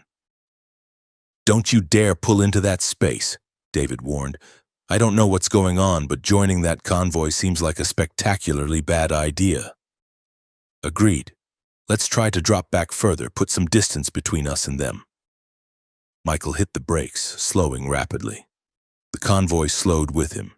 He tried speeding up again, same result. He attempted to take an exit but found the exit ramp strangely difficult to approach. Every time he started to veer right, the convoy seemed to subtly block his path, creating a wall of trucks that made the exit inaccessible. "We're trapped," Michael said, hearing the panic in his own voice. "They've got us hemmed in. We can't exit, can't slow down, can't speed up independently. There has to be a way out. This is just, I don't know what this is, but there has to be an explanation." The CB radio crackled again. "Join the convoy, become part of the route, drive forever, join the convoy." David grabbed a road atlas from the glove box, studying it by the dim cab lights. "Okay, there's a rest area coming up in about 15 miles. We pull in there, they can't follow us into a rest area." "Why not?" Because rest areas don't work that way. There's finite space, parking arrangements. They can't all just pull in after us. It would be too obvious, too visible." Michael wasn't sure about that logic, but they didn't have many options. He watched the mile markers tick by, the convoy maintaining its formation beside them, those synchronized lights blinking in their hypnotic rhythm. At the rest area exit, Michael took a deep breath and jerked the wheel hard to the right, committing to the turn at the last possible moment. The truck swayed dangerously, tires squealing, trailer sliding slightly. But they made the ramp, pulling away from the convoy. In his mirrors, Michael watched the convoy continue on the main highway, not following them. The 12 trucks maintained their formation, their synchronized lights disappearing into the distance. "Thank God," David breathed. Okay, we're safe. Whatever that was, we got away from it." Michael pulled into a parking spot at the rest area and shut off the engine. His hands were shaking. Both men sat in silence for several minutes, processing what had just happened. "We need to report this," David said finally. "Highway patrol, state police, somebody. That was dangerous, potentially criminal. Trucks blocking exits, harassing other drivers." "Report what exactly?" "That we saw some trucks driving in formation and it scared us? They'll think we're insane or tired or making it up." The CB transmissions then. Multiple drivers speaking in unison telling us to join them. That's not normal. Michael pulled out his phone and checked the time. 4:30 a.m. They'd been dealing with the convoy for about 90 minutes, though it had felt much longer. He searched online for Truck Convoy Nebraska and Mysterious Trucks I-80, but found nothing recent or relevant. "Let's just take a break," Michael suggested. "Get some real sleep, both of us, then we'll decide what to do." They locked the cab and tried to rest, but sleep was elusive. Every time Michael closed his eyes, he saw those synchronized lights, heard those unified voices telling him to join the convoy. At 7 a.m., they decided to get back on the road. Sunlight made everything seem less threatening, more normal. They'd continue to Chicago, deliver their load, and maybe file a report with their company's safety department once they got home. Michael pulled out of the rest area and merged back onto I-80 East. Traffic was heavier now, morning rush beginning even in rural Nebraska. They saw dozens of trucks all going about their normal business. Then about 50 miles down the road, they saw the convoy again. 12 trucks running in perfect formation, synchronized lights, identical spacing. But now there were 13 trucks, not 12.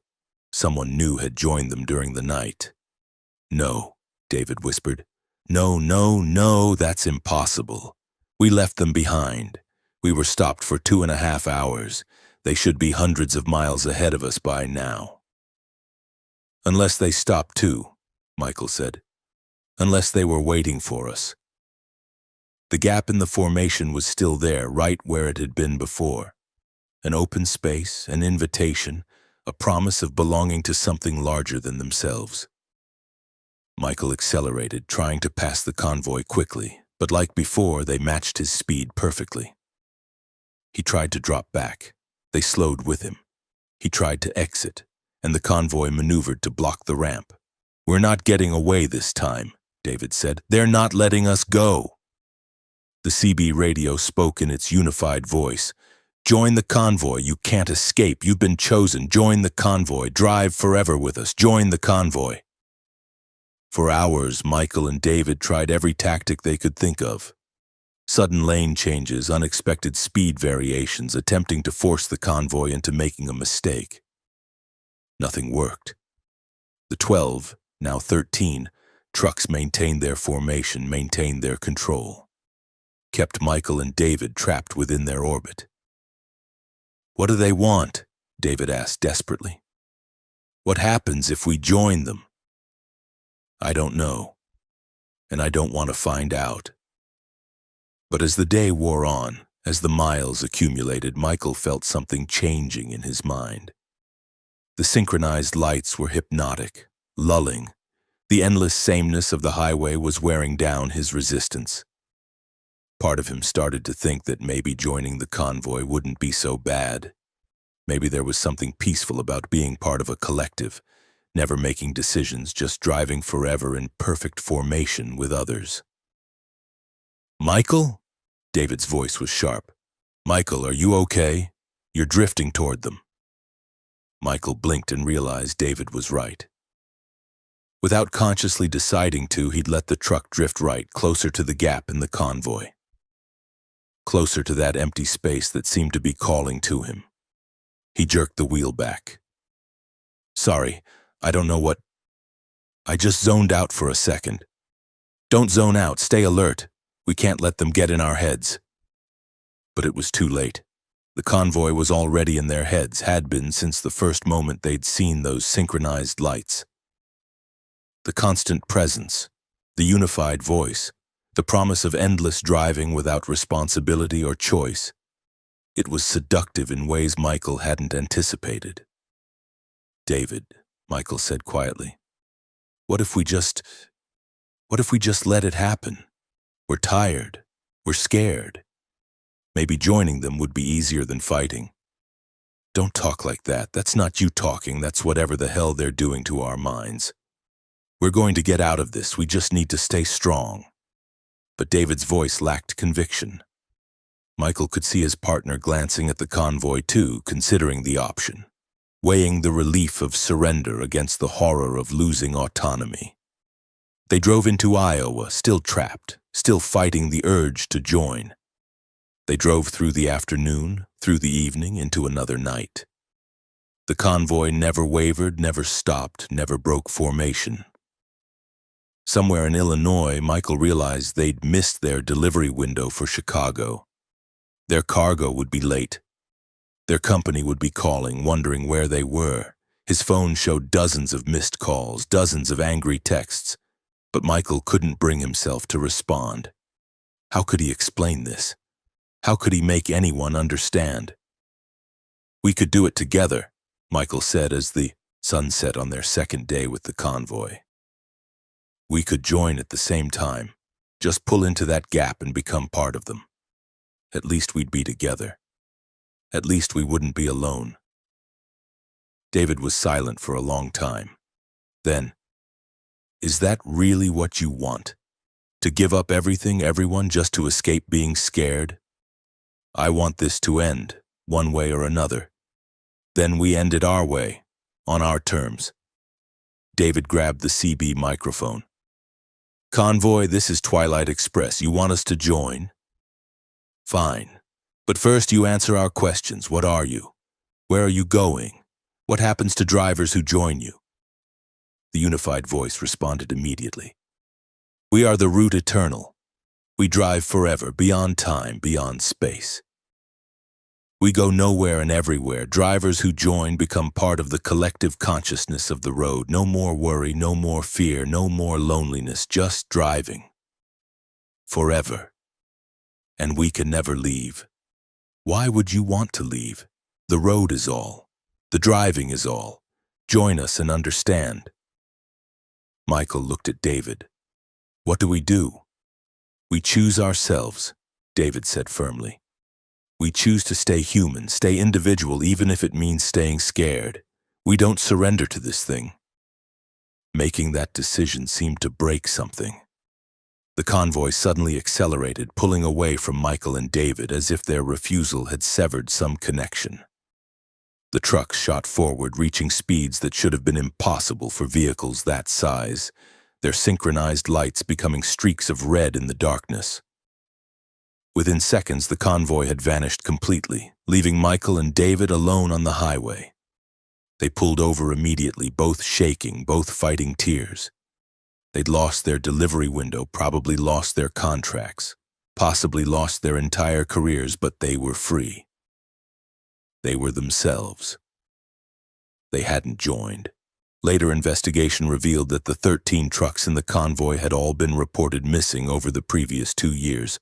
Trucks that had simply vanished on long hauls, never reaching their destinations, drivers never found. The trucks would occasionally be spotted by other drivers, always in formation, always recruiting, always growing their numbers. Michael Torres and David Wright left the trucking industry entirely after that experience. They couldn't explain what had happened in any way that made sense, couldn't report it to authorities who would have dismissed them as delusional. They could only warn other drivers when the opportunity arose, tell the story in truck stops and online forums, hoping someone might listen and avoid the convoy if they encountered it. But on certain stretches of highway late at night when the road is empty and the darkness presses close, drivers still report seeing them. 12 or 13 or 14 trucks running in perfect formation, synchronized lights blinking in hypnotic rhythm. And always that gap, that empty space in the ranks waiting for one more truck to join the convoy that never ends. Story 6. The Way Station of the Dead. Elizabeth Morris had been hauling freight for 16 years when she encountered the way station that shouldn't exist. She specialized in overnight runs through the Midwest, preferring the solitude and the premium pay for driving when most people slept. She knew the I-70 corridor through Kansas and Missouri like the back of her hand. Every exit, every truck stop, every way station and inspection point.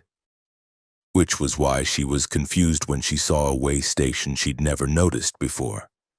Somewhere in western Kansas on the night of October 2nd, 2023. Elizabeth was hauling agricultural equipment from Denver to St. Louis, pulling a flatbed loaded with irrigation machinery. The load was heavy but well secured, perfectly legal with all her permits and documentation in order. She had no reason to fear a way station inspection. Her logs were clean, her equipment was maintained, everything was by the book. The sign appeared in her headlights around 2 a.m. Way station 1 mile, all commercial vehicles must stop. The directive was clear, the signage official-looking. Elizabeth sighed and began to slow down, preparing to pull in for what she expected would be a routine check. But as the way station came into view, Elizabeth's first thought was that it looked wrong somehow. The lights were too bright, almost blindingly so, creating harsh shadows and washing out colors. The building was older than modern way stations typically were. Cinder block construction painted government beige, with small windows that glowed with fluorescent light. And there were no other trucks. Every way station Elizabeth had ever visited had at least a few other vehicles waiting, trucks in queue for inspection or parked while drivers completed paperwork. But this facility's parking area was completely empty except for a single patrol car parked near the office. Elizabeth pulled onto the scale and waited. Protocol dictated that an officer would review her weight ticket and either wave her through or direct her to the inspection area. She waited for 5 minutes, then 10. No one appeared. Finally, she shut off her engine and climbed down, walking toward the office. The door was propped open and she could hear a radio playing inside. Not music, but what sounded like old-time police dispatch calls. Crackling voices reporting incidents and locations in terminology that seemed outdated. "Hello?" Elizabeth called from the doorway. "I'm on the scale outside, need my weight ticket checked." The office was small and cramped, with metal filing cabinets lining the walls and a desk covered in paperwork. A coffee maker on a side table was brewing a fresh pot, the smell rich and appealing. But no one was present to greet her. Elizabeth noticed the calendar on the wall showed June of 1978. Surely that was some kind of nostalgia, peace, a relic left over from the building's early days. But everything else in the office looked like it was from the same era. The typewriter on the desk, the rotary phone, the thick paper forms in stacks on the filing cabinets. She walked back outside, increasingly uneasy. The patrol car was still there, lights off but engine running. She could see exhaust drifting from the tailpipe in the cool night air. Elizabeth approached the vehicle cautiously and peered through the driver's side window. The car was empty. Radio still on, keys in the ignition, engine idling, but no officer present. "This is too weird," Elizabeth muttered. She decided to just leave, get back on the highway, and continue to St. Louis. If anyone asked why she'd bypassed a required way station, she'd explain that the facility appeared abandoned and no one was available for inspection. But when Elizabeth tried to start her truck, it wouldn't respond. The engine turned over but wouldn't catch, wouldn't fire, just cranked uselessly. She tried several times, pumping the accelerator, checking the fuel gauge, searching for obvious problems. Nothing worked. She climbed down again and opened the hood, though she knew her diesel knowledge was limited. The engine looked normal. No loose wires, no obvious damage, no reason it shouldn't start.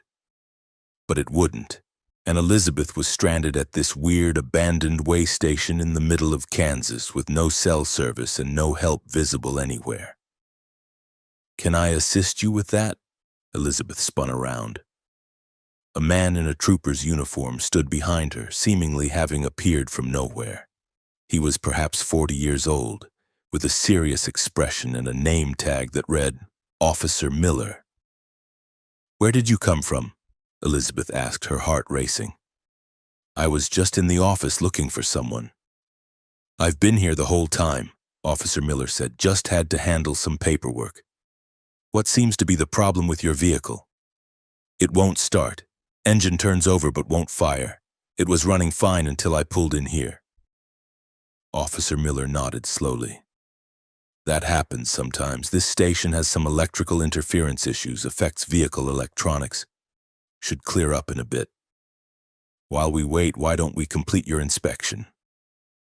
I'll need to see your logs, your registration, your permits for the load."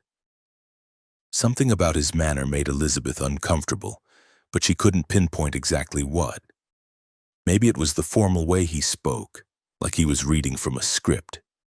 Maybe it was how his uniform looked, perfectly pressed but somehow dated, like it was from decades ago. Maybe it was the way he looked through her rather than at her. Elizabeth retrieved her paperwork from the cab and handed it to Officer Miller. He studied the documents with exaggerated care, running his finger down lines of text, checking boxes with a pen he'd produced from his shirt pocket. "Your logs show you left Denver at 6 p.m., he said. "Is that correct?" "Yes, sir." "And you're heading to St. Louis, estimated arrival 9 a.m.? "That's right." "Interesting." He made a note on a form. "According to my calculations, you've been driving for 8 hours. That puts the current time at 2 a.m., correct?" "Yes." "Then why?" Officer Miller said, looking up at her with eyes that seemed slightly wrong, too pale, too focused. "Does my clock show it's June 14th, 1978? Elizabeth felt her blood turn to ice. "What?" Officer Miller gestured to his patrol car. She looked and saw the dashboard clock clearly displayed through the windshield. June 14th, 1978, 2 a.m. "That's impossible," Elizabeth said. "Your clock is wrong. It's October of 2023. "Is it?" Officer Miller smiled, and the expression was deeply unsettling, mechanically arranged but lacking any warmth or genuine humor. "You seem very certain about that. But I'm looking at a truck with registration dated June of 1978. I'm looking at logs dated June of 1978. I'm looking at a driver who claims to be from the future but can't explain how she traveled backward in time. I didn't travel backward in time. Your station is wrong. Your clock is wrong. Something about this place is wrong. Or maybe," Officer Miller suggested, "you're the one who's wrong. Maybe you're the anomaly here. Maybe you died somewhere between Denver and St. Louis, and this is where drivers like you end up. The way station between worlds where we sort out which souls can continue and which ones have reached the end of their route."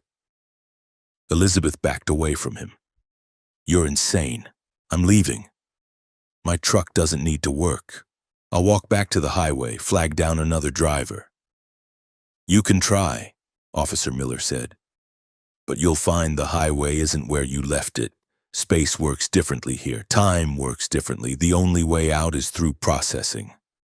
Elizabeth ran. She sprinted away from the way station, away from Officer Miller and his patrol car and his impossible clock. She ran toward where the highway should be, where she'd driven in from, where freedom and sanity awaited. But the highway wasn't there. Instead, she found more way station. The same building, the same lights, the same empty parking area. She'd somehow circled back without realizing it. Officer Miller stood waiting for her, exactly where she'd left him. "Ready to complete your inspection now?" Elizabeth tried again, running in a different direction. Same result. The way station appeared in front of her, unchanging, inescapable. She tried a third time, a fourth time, always ending up back where she started, always finding Officer Miller waiting patiently. Finally, exhausted and terrified, Elizabeth sank to her knees on the asphalt. "What do you want from me?" "Just to complete the inspection, just to determine whether you can continue your route or if you've reached your final destination." "And how do you determine that?" Officer Miller opened his metal clipboard and flipped through forms. "There's a series of questions. Answer honestly and we'll see where you belong." Elizabeth realized she had no choice. Whatever this place was, hallucination, afterlife, dimensional anomaly, she couldn't escape it by running. She could only move through it, complete whatever process Officer Miller represented. "Fine. Ask your questions." Officer Miller nodded approvingly. Question 1. In your 16 years of driving, have you ever falsified your logbook to exceed legal driving hours? Elizabeth hesitated. The honest answer was yes. She'd done it several times, usually for good reasons, helping out in emergencies or meeting critical deadlines. But she'd never been caught, never caused an accident, never endangered anyone. "Yes," she admitted. "A few times." Officer Miller made a mark on his form. Question 2. Have you ever transported cargo that you knew or suspected was illegal, stolen, or harmful? No, never knowingly. But unknowingly? How could I answer that if I didn't know? You knew, Officer Miller interrupted. On 3 occasions you accepted loads that felt wrong. You sensed something was off but accepted them anyway because the pay was good, didn't you? Elizabeth's mind raced back through her career. There had been a few runs where something felt wrong, manifest descriptions that seemed vague, pickup locations that seemed sketchy, clients who were evasive. But she'd completed those deliveries because she needed the money, because questioning cargo wasn't her job. Maybe, Elizabeth whispered. Maybe 3 times. Officer Miller made another mark. Question 3. Have you ever driven while impaired by fatigue to a degree that endangered others? This answer was definitely yes. Every long-haul driver had pushed themselves past reasonable limits at some point, fighting sleep, downing coffee or energy drinks, willing themselves to stay alert for just a few more miles. Yes, Elizabeth said, more than once. The questions continued. Had she ever cut off another driver out of anger? Had she ever failed to report safety issues with her equipment? Had she ever been negligent in securing cargo? Each question forced Elizabeth to confront the small compromises and minor violations that had accumulated over 16 years of professional driving. By the time Officer Miller finished, Elizabeth was in tears. She'd never thought of herself as a bad driver or a bad person, but hearing her choices laid out like this, framed as failures and violations, made her feel like a criminal. I tried my best, she said through tears. I always tried to be safe, to be responsible. I made mistakes, but I tried. Officer Miller studied his forms for a long moment. Then he looked at her with an expression that might have been sympathy. Most people try their best. Most people make mistakes. The question is whether those mistakes disqualify you from continuing. And in your case, Elizabeth Morris, the answer is no. Your violations were minor. Your intentions were mostly good. Your ratio of responsible choices to irresponsible ones falls within acceptable parameters. You may continue your route. Relief flooded through Elizabeth. Thank you so much. Can I go now? Not yet. First, you need to understand what you've experienced here. This way station exists as a kind of checkpoint, a place where drivers are evaluated. Most drivers pass through without ever knowing it exists. The inspection happens automatically, invisibly, allowing them to continue without interruption. But some drivers trigger deeper scrutiny. Their choices require conscious examination. You were one of those drivers. Why? What did I do? You were approaching a decision point. In approximately 150 miles, you would encounter a situation that would require an important choice. Without this intervention, you would have made the wrong choice, taken the easier path instead of the right one. This experience is meant to prepare you, to remind you that your choices matter, that shortcuts and compromises have consequences. What situation? What choice? You'll know it when you encounter it. And now that you've been through this process, you'll make the right decision. That's the purpose of this place. Not to punish, but to guide. To give drivers a moment of reflection before critical choices. Officer Miller handed Elizabeth her paperwork. Your truck will start now. Complete your route. And remember this night when decision time comes. Elizabeth took the forms with shaking hands. Is this real? Am I really here? Or did I die like you suggested? You're here. You're alive. This place exists in the margins, in the spaces between normal places. It's real enough for its purpose. Now go. Elizabeth climbed into her truck. The engine started immediately, firing with its normal, reliable rumble. All the gauges showed normal readings. It was as if the mechanical failure had never happened. She drove away from the way station back onto the highway, which was suddenly exactly where it should be. In her mirrors, she watched the bright lights of the facility fade into the darkness. She checked her GPS and found she'd lost no time. Her estimated arrival in St. Louis was still 9 a.m. About 150 miles later, near Topeka, Elizabeth encountered the situation Officer Miller had predicted. A broker called offering a rush load, double pay for a delivery that had to be completed immediately. No questions asked. The pickup location was vague, the cargo description minimal. Everything about it felt wrong. The old Elizabeth, the pre-way station Elizabeth, would have taken the job. The money was too good to refuse, and she had bills to pay, obligations to meet. But Elizabeth remembered Officer Miller's questions, remembered confronting her compromises and violations, remembered the feeling of having her choices examined and found wanting. She turned down the job and reported the suspicious broker to authorities. Later news reports revealed that the broker had been recruiting drivers to transport stolen goods and illegal weapons. Several drivers who'd taken those jobs ended up arrested, their careers destroyed, their lives ruined. Elizabeth had avoided that fate by making the right choice at the critical moment.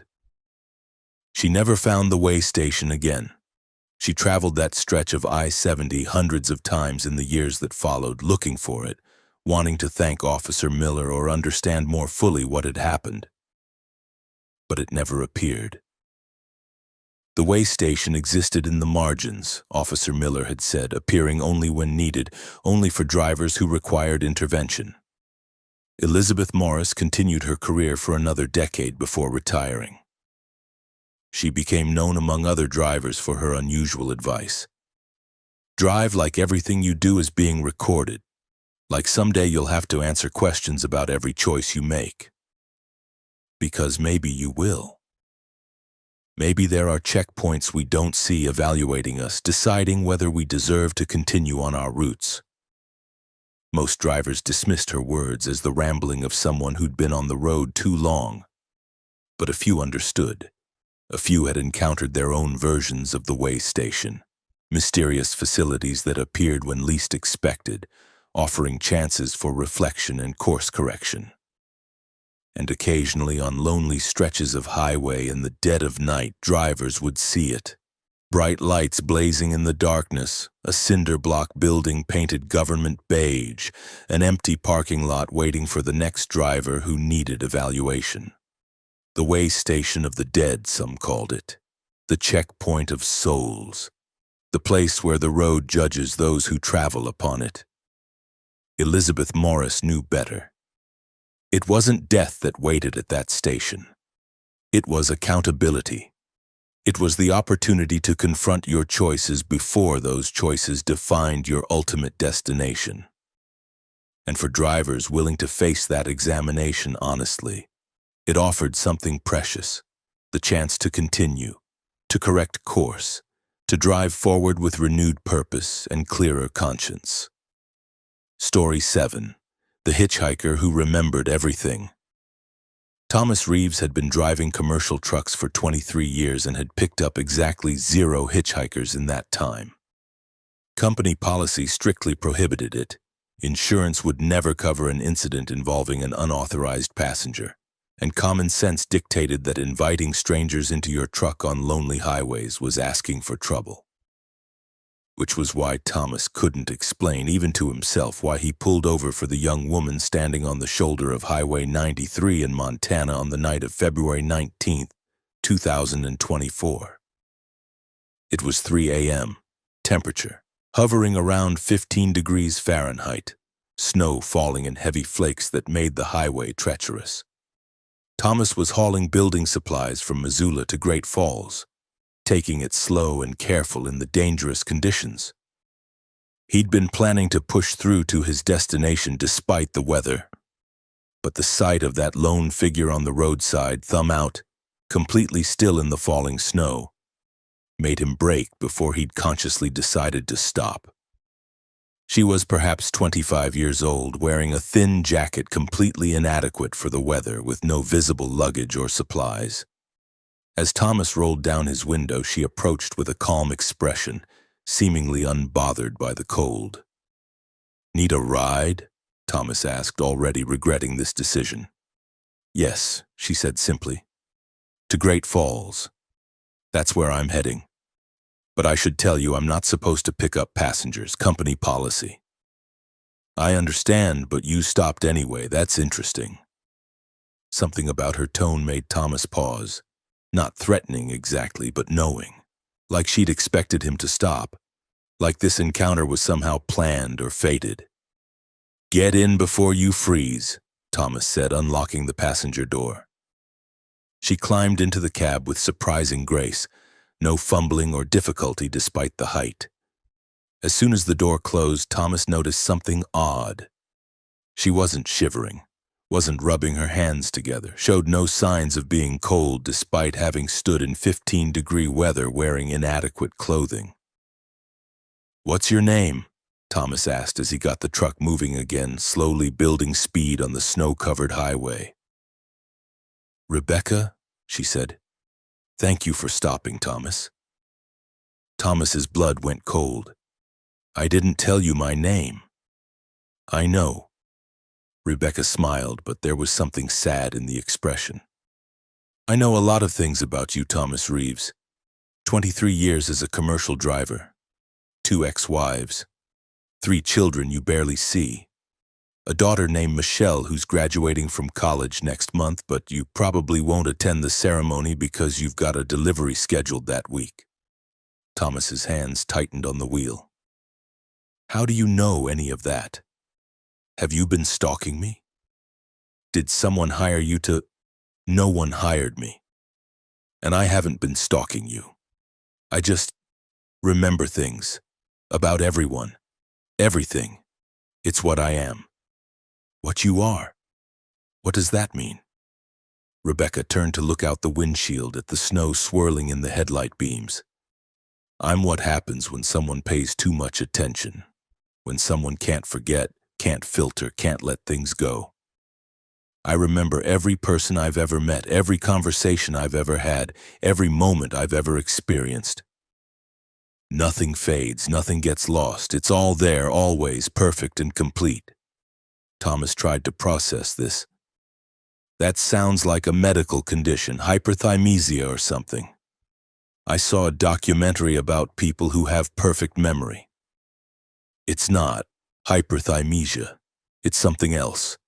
Something that happened when I died and came back wrong." "When you what?" "Died 3 years ago on this exact stretch of highway. Car accident during a snowstorm, just like this one. I was dead for 7 minutes before the paramedics got my heart started again. But something changed during those 7 minutes. When I came back, I could remember everything. Not just my life, but everyone's life. Everyone I met, everyone I touched, everyone whose path I crossed." Thomas wanted to pull over, make her get out, distance himself from this insane situation, but something kept him driving, kept him listening. "That's impossible," he said weakly. "Is it? Then how do I know about the time you falsified your logbook to make a delivery deadline, May of 2015? How do I know about the truck stop in Wyoming where you met a woman named Sarah and spent 3 days with her instead of going home to your second wife? How do I know that you've been thinking about quitting driving for the past year, but you're afraid you don't know how to do anything else?" Thomas felt tears stinging his eyes. "Stop. Please stop. I'm not trying to hurt you, Thomas. I'm trying to warn you because I remember your future too. Not all of it, not perfectly, but fragments. Possibilities. And if you keep going the way you're going, if you don't make some changes, I remember you dying. Alone. In a truck stop parking lot, heart attack at 57 and no one finds you for 3 days. This is insane. I'm hallucinating. The stress, the weather, I'm falling asleep and dreaming. You're not dreaming. Touch me. Feel how real I am. Against his better judgment, Thomas reached over and touched Rebecca's arm. She felt solid, warm, undeniably real. Her skin had texture, her pulse was visible in her wrist, she was breathing. Not a hallucination. Not a dream. "How can you remember the future?" Thomas asked. "That doesn't make sense even by the logic of your impossible condition." "Because time isn't as linear as people think. My perfect memory doesn't just run backward, it runs in all directions. I remember things that happened, things that are happening, things that might happen. It's all there simultaneously, all pressing against my consciousness at once. Do you have any idea what that's like? To know everything, to remember everything, to be unable to forget or filter or find peace in ignorance?" Thomas heard the pain in her voice, recognized it as real. Whatever Rebecca was, whatever had happened to her, she was suffering. "I'm sorry," he said quietly. "That sounds like torture." "It is, which is why I need your help." "My help? What could I possibly do?" Rebecca turned to face him fully. "You need to kill me, properly this time. End it so completely that I can't come back again, can't be revived, can't continue carrying all these memories." Thomas nearly swerved off the road. "What? No, I'm not killing anyone. I've tried to do it myself, multiple times, but I can never quite follow through. Self-preservation is too strong even when you desperately want to die. I need someone else to do it, and I chose you because I remember that you're fundamentally kind, fundamentally decent despite your mistakes. You'll understand. You'll help me." "I won't. I can't. This is crazy. I'm taking you to the nearest hospital, getting you psychiatric help. They can't help me. No one can help me. I've been to every specialist, every doctor, every psychiatrist in 3 states. They all say the same thing. My brain is functioning normally. I have no diagnosable condition. There's nothing they can treat. Because this isn't medical. It's metaphysical. It's what happens when death doesn't quite work right." Thomas drove in silence, his mind racing through options. He could drop Rebecca off at the next town, wash his hands of this situation. He could call the police, report someone in mental crisis. He could ignore her request and just continue his route, deliver his cargo, forget this ever happened. But he couldn't forget.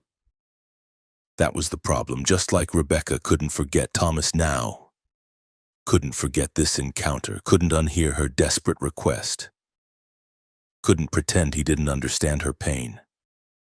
"Tell me more," Thomas said finally. "Tell me why you think this happened to you. Why you can remember everything." Rebecca was silent for a long time. Then, "I think it's punishment. Before the accident, I was careless with other people. I forgot names immediately, ignored stories people told me, never paid real attention to anyone except myself. I treated people like they were forgettable, disposable. So now I can't forget anything. I'm forced to carry every person I've ever met, every moment we shared, every detail of their lives. It's cosmic justice, maybe, or just cruel irony. And you've been carrying this for 3 years? 3 years, 2 months, 11 days, and it keeps getting worse. Every person I meet adds to the burden. Every moment creates another memory that won't fade. I'm drowning in remembering, Thomas. I'm being crushed under the weight of too much information, too much experience, too much reality. Please, please help me end it." Thomas pulled into a rest area, unable to continue driving while having this conversation. He parked the truck and turned to face Rebecca fully. "I can't kill you," he said firmly. "I won't. But maybe there's another way. Maybe if you can find a way to let go of some memories, to forget deliberately, to filter what you carry." "I've tried. It doesn't work. These memories aren't stored the way normal memories are. They're not in my brain exactly. They're in something deeper, something that survived death and came back changed. I can't access them selectively and I can't delete them. They're all always present, all demanding attention simultaneously. Then you need to find someone who can help with that. Not doctors, but maybe, I don't know, mystics or spiritual healers or people who understand metaphysical problems. Rebecca laughed bitterly. I've tried that too. They all claim they can help, take my money and accomplish nothing. Because this isn't something that can be healed, it's what I am now. A walking archive. A person who became a library of experiences and can't stop cataloging. Thomas sat in the idling truck, listening to the diesel engine rumble, watching the snow fall. An idea was forming, crazy and probably useless but worth suggesting. What if you wrote it down? He asked. All these memories, all these experiences. What if you documented them, got them outside your head and onto paper or screens? Maybe the burden isn't carrying the memories, but carrying them alone. Maybe you need to share them.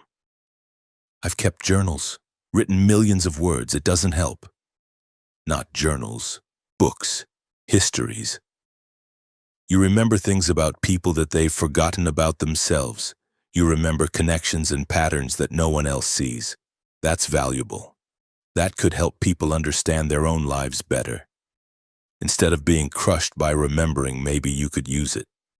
Give these memories purpose. Rebecca was silent, considering. You think writing about what I remember would make carrying it easier? Maybe. Or maybe it wouldn't help at all. But it's better than asking me to kill you, which I'm not going to do regardless. For the first time since entering the truck, Rebecca smiled genuinely. You know what's funny? I remember a conversation you had with your daughter Michelle 3 years ago. You told her that everyone has a unique perspective, a way of seeing the world that no one else has, and that sharing that perspective is what makes life meaningful. You were trying to encourage her to pursue art even though it wasn't practical. And now you're telling me the same thing. Thomas felt a lump in his throat.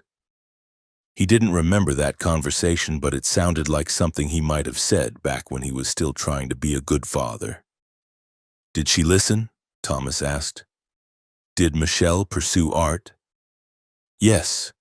She's graduating with a degree in illustration. She's talented. She'd really like you to be there for her ceremony. I have a delivery that week. I told her I couldn't make it. The delivery can wait, or someone else can take it. Your daughter can't graduate twice. This moment can't be repeated. I remember futures where you go and futures where you don't. The ones where you go are better. For both of you. Thomas wiped his eyes, surprised to find them wet. You remember my future? You can see whether I die alone in a truck stop?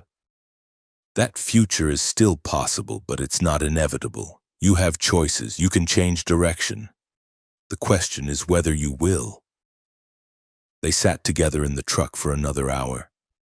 Rebecca sharing fragments of what she remembered, not just about Thomas, but about the world, about patterns she'd observed, about the interconnected nature of people's lives that normally remained invisible.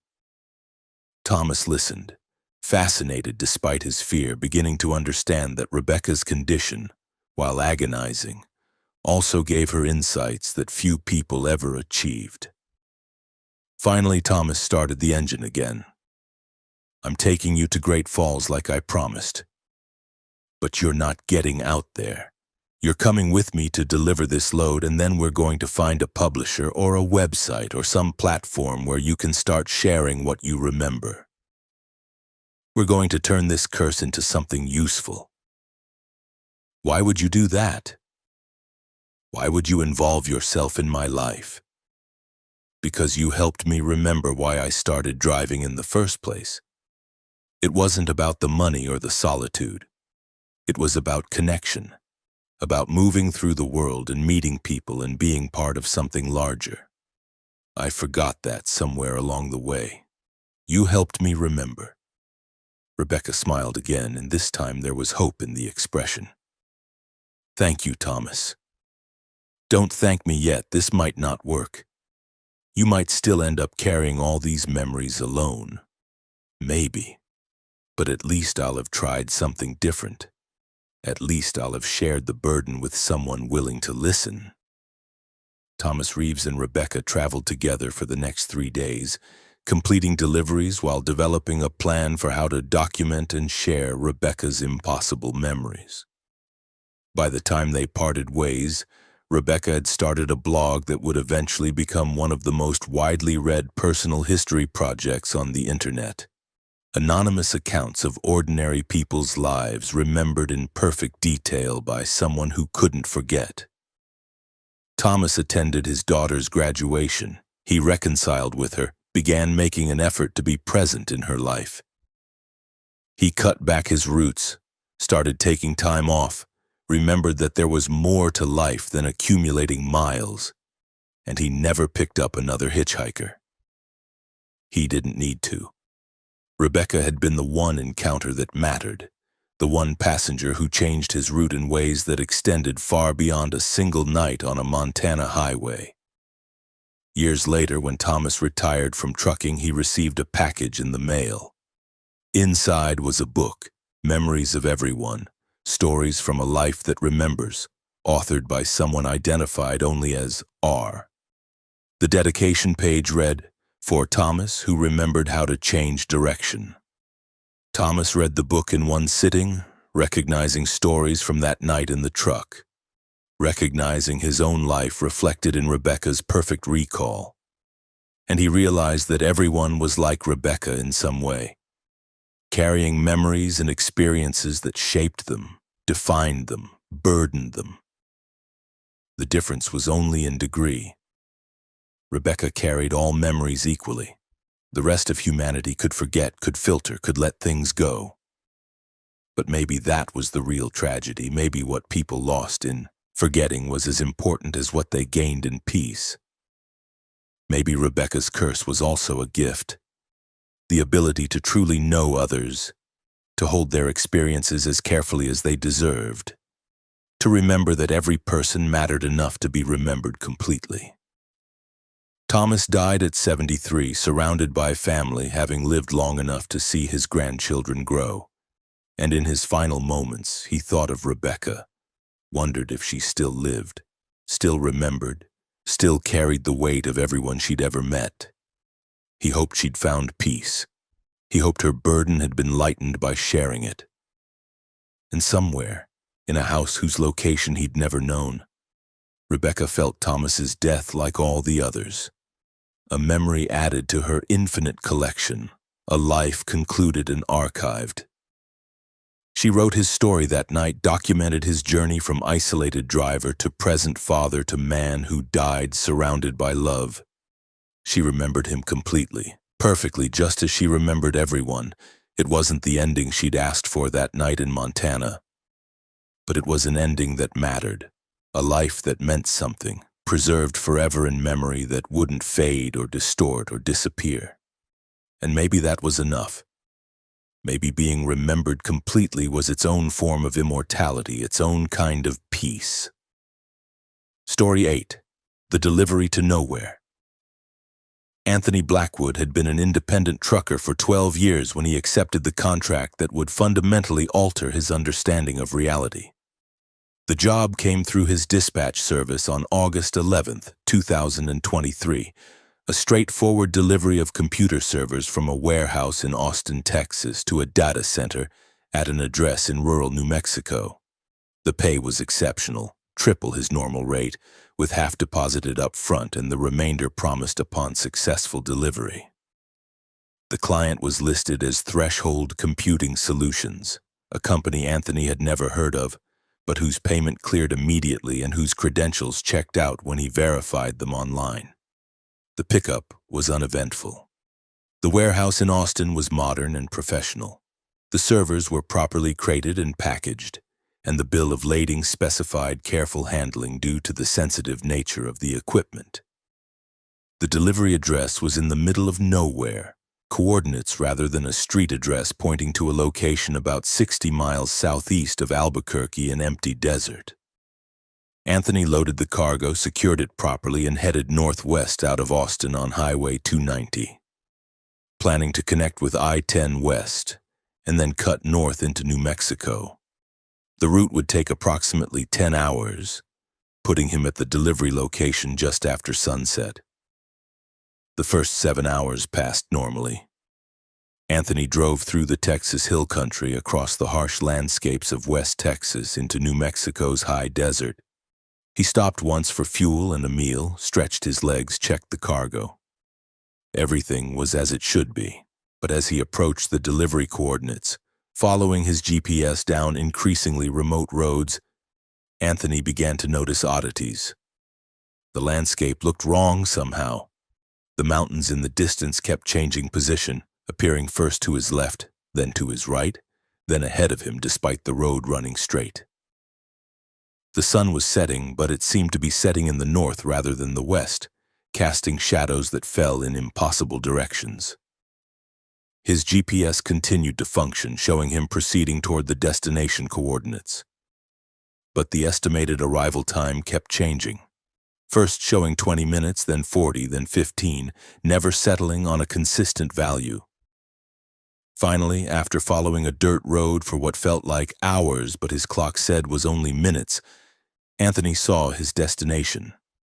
A facility appeared in the desert ahead, a large complex of buildings surrounded by high fencing, with bright lights illuminating a parking area and loading dock.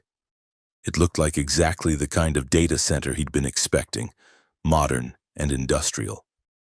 But as Anthony drove closer, he realized the buildings were too smooth, too perfect. The walls had no texture, no weathering, no signs of construction seams or material joints. They looked almost rendered like a three-dimensional model rather than physical structures. The lights were too bright and cast no shadows. Anthony pulled up to the loading dock as instructed, shut off his engine, and waited. Protocol dictated that someone from the facility would meet him, verify the cargo, and direct the unloading process. No one appeared. The facility looked inhabited, lights on in windows, equipment visible through some doorways, but no people were visible anywhere. After 15 minutes of waiting, Anthony climbed down and walked to what appeared to be the main entrance. The door was heavy steel with a security keypad. He pressed the buzzer labeled "Deliveries" and waited. A voice emerged from a speaker beside the door, but it sounded wrong, synthesized or processed, lacking natural human qualities. "Anthony Blackwood, delivery from Austin?" "Yes, sir. Got your computer servers. Where would you like me to unload them?" "Back your trailer to loading dock 3. Someone will meet you there." Anthony returned to his truck and positioned the trailer at the designated dock. As he shut off the engine again, he noticed something deeply unsettling.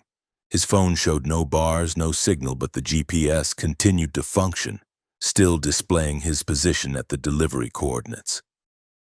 He opened his trailer doors and waited. A figure emerged from the facility, walking with mechanical precision. It appeared human, roughly 6 feet tall, dressed in coveralls like a dock worker. But something about its movement was wrong. Too smooth, too consistent, like a machine pretending to be human. "The cargo," the figure said in that same synthesized voice. "It must be inspected before we unload." "Sure. Go ahead. All the crates are marked and sealed." The figure climbed into the trailer without using the lift or steps, moving with impossible agility. It approached the first crate and placed one hand on the surface. For several seconds, nothing happened. Then the figure turned back to Anthony. "The cargo is intact. We will proceed with unloading. You should wait in the office. Payment will be processed once the transfer is complete. I usually help with unloading heavy equipment. These servers aren't light. We will handle it. Please proceed to the office." Something about the figure's tone suggested argument would be futile. Anthony walked to what he'd been directed to think of as the office, a room visible through glass doors near the loading dock. Inside, the office was too clean, too empty. A desk with a computer terminal, a chair, white walls with no decorations or personal touches. Anthony sat and watched through the window as more figures emerged from the facility. They moved the server crates with impossible ease, lifting equipment that should have required mechanical assistance, working in perfect coordination without speaking. The whole operation took perhaps 10 minutes. The crates were removed from the trailer, carried into the facility, and disappeared through doorways into interior spaces. When the last crate was gone, one of the figures approached the office and entered. "The delivery is complete. Your payment has been transferred. You may verify it now." Anthony checked his phone, surprised to find he now had cellular service. His banking app showed the promised amount had indeed been deposited into his account. The remainder of the triple-rate payment exactly as contracted. "That's it?" Anthony asked. "No paperwork? No receipt?" "All documentation has been completed electronically. You will find the signed delivery confirmation in your email. You may depart." Anthony stood, feeling deeply uncomfortable but unable to articulate exactly why. Everything had gone smoothly. He'd been paid well. The delivery was complete. There was no logical reason to be unsettled. "Can I ask what you're doing with those servers? What kind of data center is this?" The figure tilted its head slightly, a gesture that might have indicated confusion or consideration. "This is a processing facility. We handle calculations, we render simulations, we maintain systems." "What kind of systems?" "Complex systems, reality systems. The kind of systems that require isolated processing in locations between places." "Between places? What does that mean?" "You wouldn't understand the technical details. Very few humans do. But you've served a useful purpose, Anthony Blackwood. You've delivered components necessary for maintaining the simulation's stability. For that service, you've been compensated generously." Anthony felt cold dread settling in his stomach. "Simulation? What simulation?" "The one you're experiencing, the one you think of as reality. It requires significant computational resources to maintain. Facilities like this one provide that processing power. The servers you delivered will be integrated into our systems and will help render your world for the next several years." "That's insane. Reality isn't a simulation. This is just a data center. You're just eccentric employees. I've just made a normal delivery." "Is it normal for the sun to set in the north? For mountains to move position? For a facility to appear in a location that doesn't exist on any map?" "You noticed the anomalies, Anthony Blackwood. You simply chose not to think too deeply about them. Most people make that choice when confronted with evidence that their reality isn't what they believe." Anthony backed toward the door. "I'm leaving now. I don't know what kind of weird philosophy or prank this is, but I'm done. I've delivered your cargo, I've been paid, I'm going home." "Of course. You're free to leave. But you'll find that going home is more complicated than you remember because technically you never left. The version of you that's been driving for the past 10 hours is still driving. The version of you sitting at home in Austin is still sitting at home. You're a divergent thread, a copy generated for the purpose of making this delivery. Now that the delivery is complete, this thread needs to be resolved." "What the hell are you talking about? I'm not a copy, I'm real. I'm Anthony Blackwood. I've been driving for 12 years. I have a wife and kids. I have a life." "You have memories of those things. This version of you has those memories, but check your phone. Try calling your wife." Anthony pulled out his phone with shaking hands. He dialed his wife Maria's number. The call connected immediately, and he heard her voice. "Hello? Maria, it's me. Something weird is happening. I'm at this delivery site in New Mexico, and the people here are saying strange things." "I'm sorry, who is this?" "It's Anthony, your husband. Are you okay?" "I don't have a husband. I think you have the wrong number." Anthony ended the call, his mind reeling. He tried his daughter's number. Same result. She didn't recognize him, had no memory of having a father named Anthony. "This isn't possible," Anthony whispered. "You've done something to my phone, hacked it somehow. This is a trick." "It's not a trick. You're experiencing a divergent thread coming to its conclusion. The real Anthony Blackwood, the primary instance, is currently at home in Austin, having just completed a completely different delivery. He never came to New Mexico. He never met us. He exists in the primary timeline, the main thread of the simulation. You're a branch that was necessary for this specific delivery but which cannot be allowed to continue.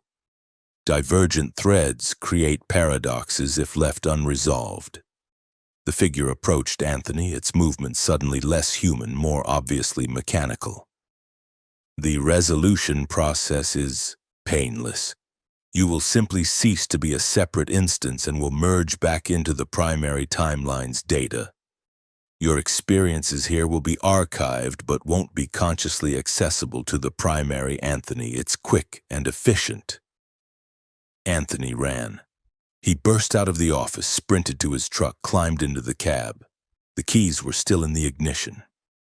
He turned them, the engine roared to life, and he threw the transmission into gear. The truck lurched forward, away from the loading dock, away from the impossible facility. Anthony drove as fast as he dared on the dirt road, desperate to reach the highway, to reach normal civilization, to escape whatever nightmare he'd stumbled into. But as he drove, the landscape began to change. The road ahead dissolved into formless static like a television losing signal. The sky flickered, shifting through different times of day in rapid succession. The mountains disappeared entirely, replaced by blank gray nothingness.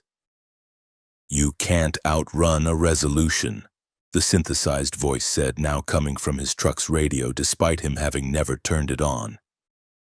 "You're a divergent thread, Anthony, a temporary copy. Your purpose was to deliver the servers, and now that purpose is complete.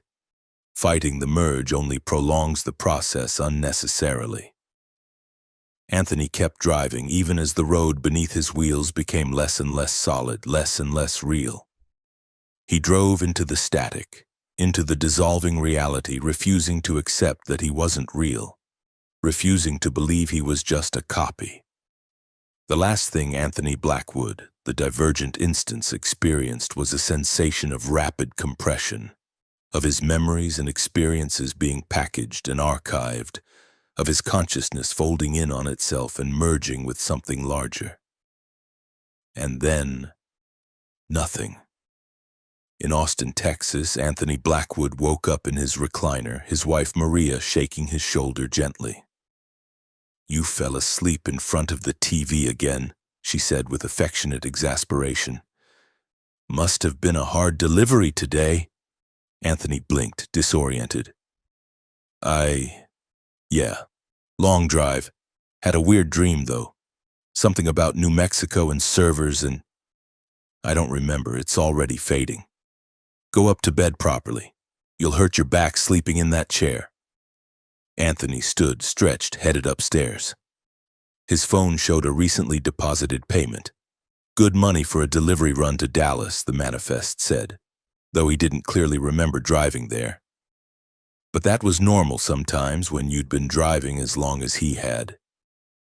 Routes blurred together, miles accumulated without specific memory.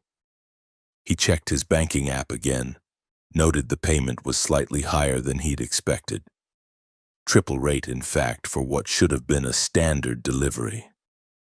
That was odd, but he was too tired to investigate tonight. He'd ask dispatch about it in the morning.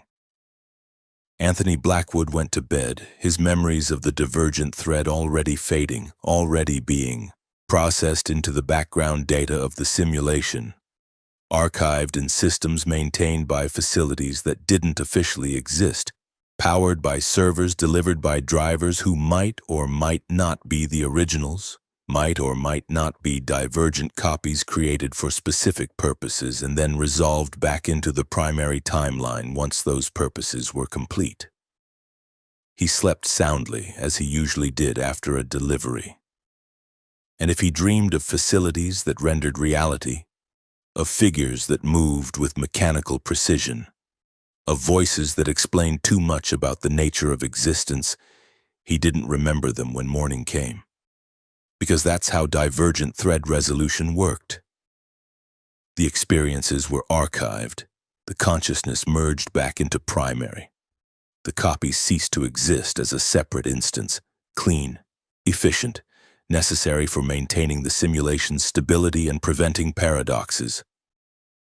And somewhere in rural New Mexico, in a location that existed between places, a facility continued its work of processing and rendering, maintaining the complex systems that most humans never questioned, supporting the reality that everyone accepted as real because accepting was easier than confronting the alternative.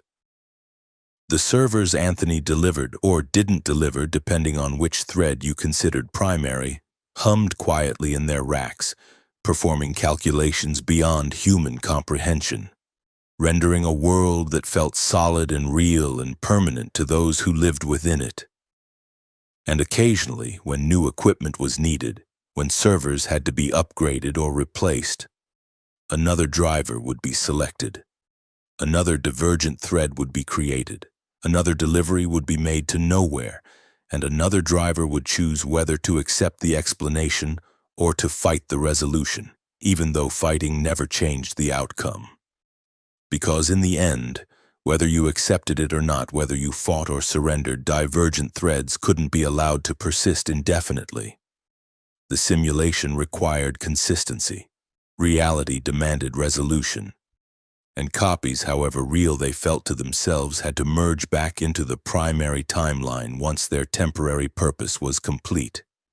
That was the rule. That was how the system functioned. That was the price of living in a reality that required constant processing, constant maintenance, constant computing power to keep the illusion stable and coherent. And most people never knew. Most people never saw the facilities between places, never met the figures that maintained them, never experienced divergent thread creation and resolution. They simply lived their lives, drove their routes, made their deliveries, and went home without ever questioning the nature of their reality, which was exactly as the system intended. Because a simulation only worked if the simulated believed themselves real. If everyone recognized they were copies, instances, threads in a vast computational tapestry, the whole structure would collapse under the weight of that knowledge. So the knowledge was hidden, the facilities were placed between places, the divergent threads were resolved quickly and cleanly, and the simulation continued, uninterrupted, maintained by servers, delivered by drivers who mostly never knew what they'd truly delivered, who mostly went home and slept soundly and woke up believing they were real, believing their reality was real, never suspecting the truth. And maybe that was better. Maybe ignorance truly was bliss. Maybe knowing you were a copy, knowing reality was rendered, knowing your existence might be temporary and purposeful rather than permanent and autonomous, would make life unbearable. Or maybe some people already knew. Maybe some drivers, after making enough deliveries to nowhere, after seeing enough anomalies and impossibilities, after experiencing enough glitches in the simulation, came to understand the truth but chose to keep living anyway. Chose to keep driving, keep delivering, keep participating in the system because the alternative, trying to escape, trying to break free, trying to prove you were more than a temporary thread in someone else's computational tapestry, was futile. Anthony Blackwood never questioned the nature of his reality again. He kept driving, kept delivering, kept living his life. And if sometimes he had strange dreams of facilities in the desert, of figures that moved too smoothly, of voices that explained too much, he dismissed them as stress or fatigue or the inevitable strangeness that came from spending too much time alone on empty highways. Because that was easier than the alternative, that was safer than asking questions that might not have comfortable answers. That was how you survived in a reality that might or might not be real, that might or might not be rendered by servers delivered by drivers who might or might not be the originals. You just drove. You just delivered. You just kept moving forward on the endless road that had no true beginning and no true end. Just waypoints and destinations and the miles that accumulated between them, real or simulated, original or copy, primary thread or divergent instance created for a specific purpose, and then resolved back into the data stream once that purpose was complete. That was the life of a trucker. That was the truth of the road. That was the reality everyone accepted because accepting was easier than confronting what lay beneath the surface of the world they traveled through.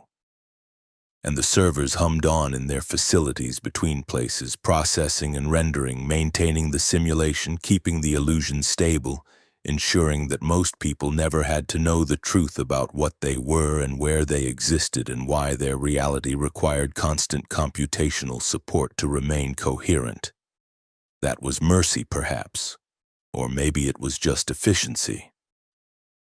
Either way, it was how the system worked, and the system continued to work because most people, most of the time, never looked too closely at the anomalies, never questioned the impossibilities, never demanded answers to questions that had no comfortable solutions.